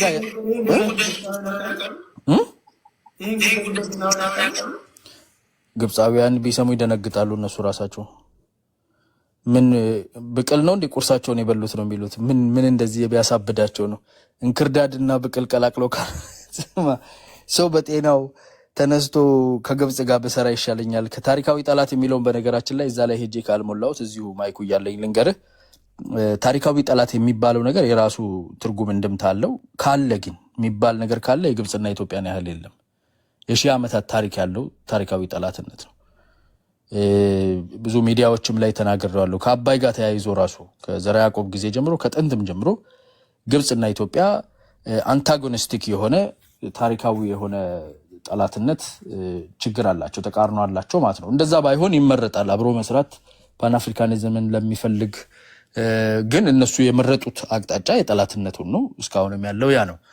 እነኚህ ሰዎች ደግሞ እኔ እነግሬያለሁ ባለፈው መሳሪያ እንነግድብሃለን ሲሉት ታላቁን የአማራን ህዝብ ከመናቅ አልፈው አይተውት አያውቁም። ገብተዋል። ጩጬ እያሉ ነው እዚህ ለንደን አሜሪካ ምናምን አምጥተው ለቀዋቸዋል። ዘርዓ ያዕቆብ እነ አኪላ ምናምን ያው እዚሁ ነው ያደጉት እና አያውቁትም። ህዝቡ ምን አይነት እንደሆነ መሬት ላይ ስለማያውቁት ይንቁታል። ገባ ስንፈልግ መሳሪያ እንነግድበታለን ብለው አሁን የግብጽ አጋር እናረጋለን እያሉት ነው። የቲፒኤልኤፍና የነሴቭ የነሻቢያዎቹን አልፈው የግብጽ አጋር እናደርጋለን እስከ ማለት ድረስ ደርሰዋል። ድፍረታቸው ማለት ነው። ጥሩነቱ ይሄ ህዝብ ኮሌክቲቭ ኢንተለጀንሱ በጣም ሃይ ነው። ምን ጽፈህ መተህ እንደ ቅድም ሴቭ እንደሚያነብ እንደነበረው ጽፈህ አዘጋጅተህ መተህ የእንትን ህዝቦች ምናምን ብትለው አውርተህ ስጨርስ ኦፍ ነው የሚያደርግ። ያውቀዋል። ድምጸትህ የማን ነው? ትኩረትህ የማን ጥቅም ላይ ነው? የነ ተወሰኑ ሰዎችን የስልጣን ነገር ሸውዶህ ነው ወይስ ከኋላ ትኩረት ነው የሚያደርገው? ትኩረት መጀመሪያ አማራ ህዝብ ላይ ትኩረት አድርገህ አማራ ህዝብ የሌሎች ብሔር ብሔረሰቦች ጠላት አድርገህ ትስላለህ። ከዛ ዞረህ የትግራይ ህዝብ የብሔር ብሔረሰቦች ጠላት አድርገህ ትስላለህ። ከዛ ዞረህ የኦሮሞን ህዝብ አድርገህ ትስላለህ። ይሄንን የሚሰራ ማን ነው? ህግደፍ ነው። ከግብጽ ጋር ተባብሮ አስገንጥሎ ሀገር የሰጠው አባቱ የሆነው ግብጽ ነው። ህግደፍ ወይም ሻቢያ የሚባለው ነው ይሄ የሚሰራው። በአማራ ጭምብል መተህ የፈለከውን ዝርዝር ጽፈህ ብታነብለት የአማራ ህዝብ ሳይማር የተማረ ንቁ ህዝብ ነው። ገበሬው ነው ምልህ። አንተ አፈር መግፋቱን ነው ያየኸው። አፈር እየገፋ ብዙ ዊዝደም እንትን ያለ ነው። አንተ ከጉግል ላይ ለቅመህ ከምትጽፈው ተአምር የበለጠ ያስተውላል። ትላንትና አማራን ጠላት ነው ብሎ በቀደም ደግሞ ትግራይን ህዝብ ጠላት ነው ብሎ አሁን ኦሮሞ ጠላት ነው የሚል ተመሳሳይ አካል ሲመጣ ይሄንን የማይለይ ይመስልሃል ወይ? አንተ ከጋምቤላ ይሄ መሬት ተወሰደ፣ ከኮንሶ ይሄ ተወሰደ፣ ከምን ተወሰደ ብለህ ዝርዝር የምግብ ቤት ሜኑ አምጥተህ የሚሰማህ የለም። ይሄ ህዝብ ነቅቷል። አሁን መሬት ላይ ወርደህ ብታይ ደግሞ ቴዲ ይገርምሃል። እዚሁ ፌስቡክ ላይ እዚሁ ዩቱብ ላይ ተቦክቶ እዚሁ ተጋግሮ ያልቃታል እንጂ መሬት ላይ በመሳሪያ አስጨንቀው መጣብህ ሌላ ወራሪ ኃይል በሃይማኖት መጣብህ ብለው ነው ብዙውን ባይዘው መሳሪያ የሚያስነሱት። ሃይማኖትን ሊያፈርስ የመጣ ኃይል ሌላ ሙስሊሞችን እየጠቀሰ የሚሰራ ኃይል ነው እነኚህ የሚደግፉት። እዚህ ጋር የጠራ የፖለቲካዊ ቅድም ምኒልክ ለወደፊቱ ምናምን የሳሙና ማስታወቂያ አስመስሎ የሚሰራው ማለት ነው። ፋኖን ይምረጡ ፋኖ ያዋጥ ምናምን የሚለው ማለት ነው። ተማሪዎችን የሚገለውን ኃይል ማለት ነው። መምህራን የራሱን ህዝብ በእንብርክክ የሚያስኬደውን ኃይል እንደዚህ ኮሜርሻል የሚሰሩት ሚዲያ ላይ ነው። መሬት ላይ ነፍስ ውጪ ነፍስ ግቢ ግማሹን ጠፍሮ ይዞ ነው፣ ግማሹን ደግሞ የሃይማኖትና የተለያየ ፍሌቨር ሰጥቶት ጠላት መጥቶብሃል፣ ወራሪ ሌላ ህዝብ ጋላ በሰላም መጣብህ ብሎ የማይሆን ኢንፎርሜሽን ሞልቶት ነው እንጂ ማህበረሰቡን ነቅቶባቸዋል። ይህንን አይነት ባይዘ አኪላ የጉግል ላይ ዛሬ ነው ያየው መሰለኝ ኢንተርናሽናል ሎው የታችኛው ተፋሰስ ሀገራት የላይኛው ተፋሰስ ያለው ሎወር ሪፔሪያን ካንትሪስ እና አፐር ሪፔሪያን ካንትሪስ ሌሎችም ህጎች አሉ።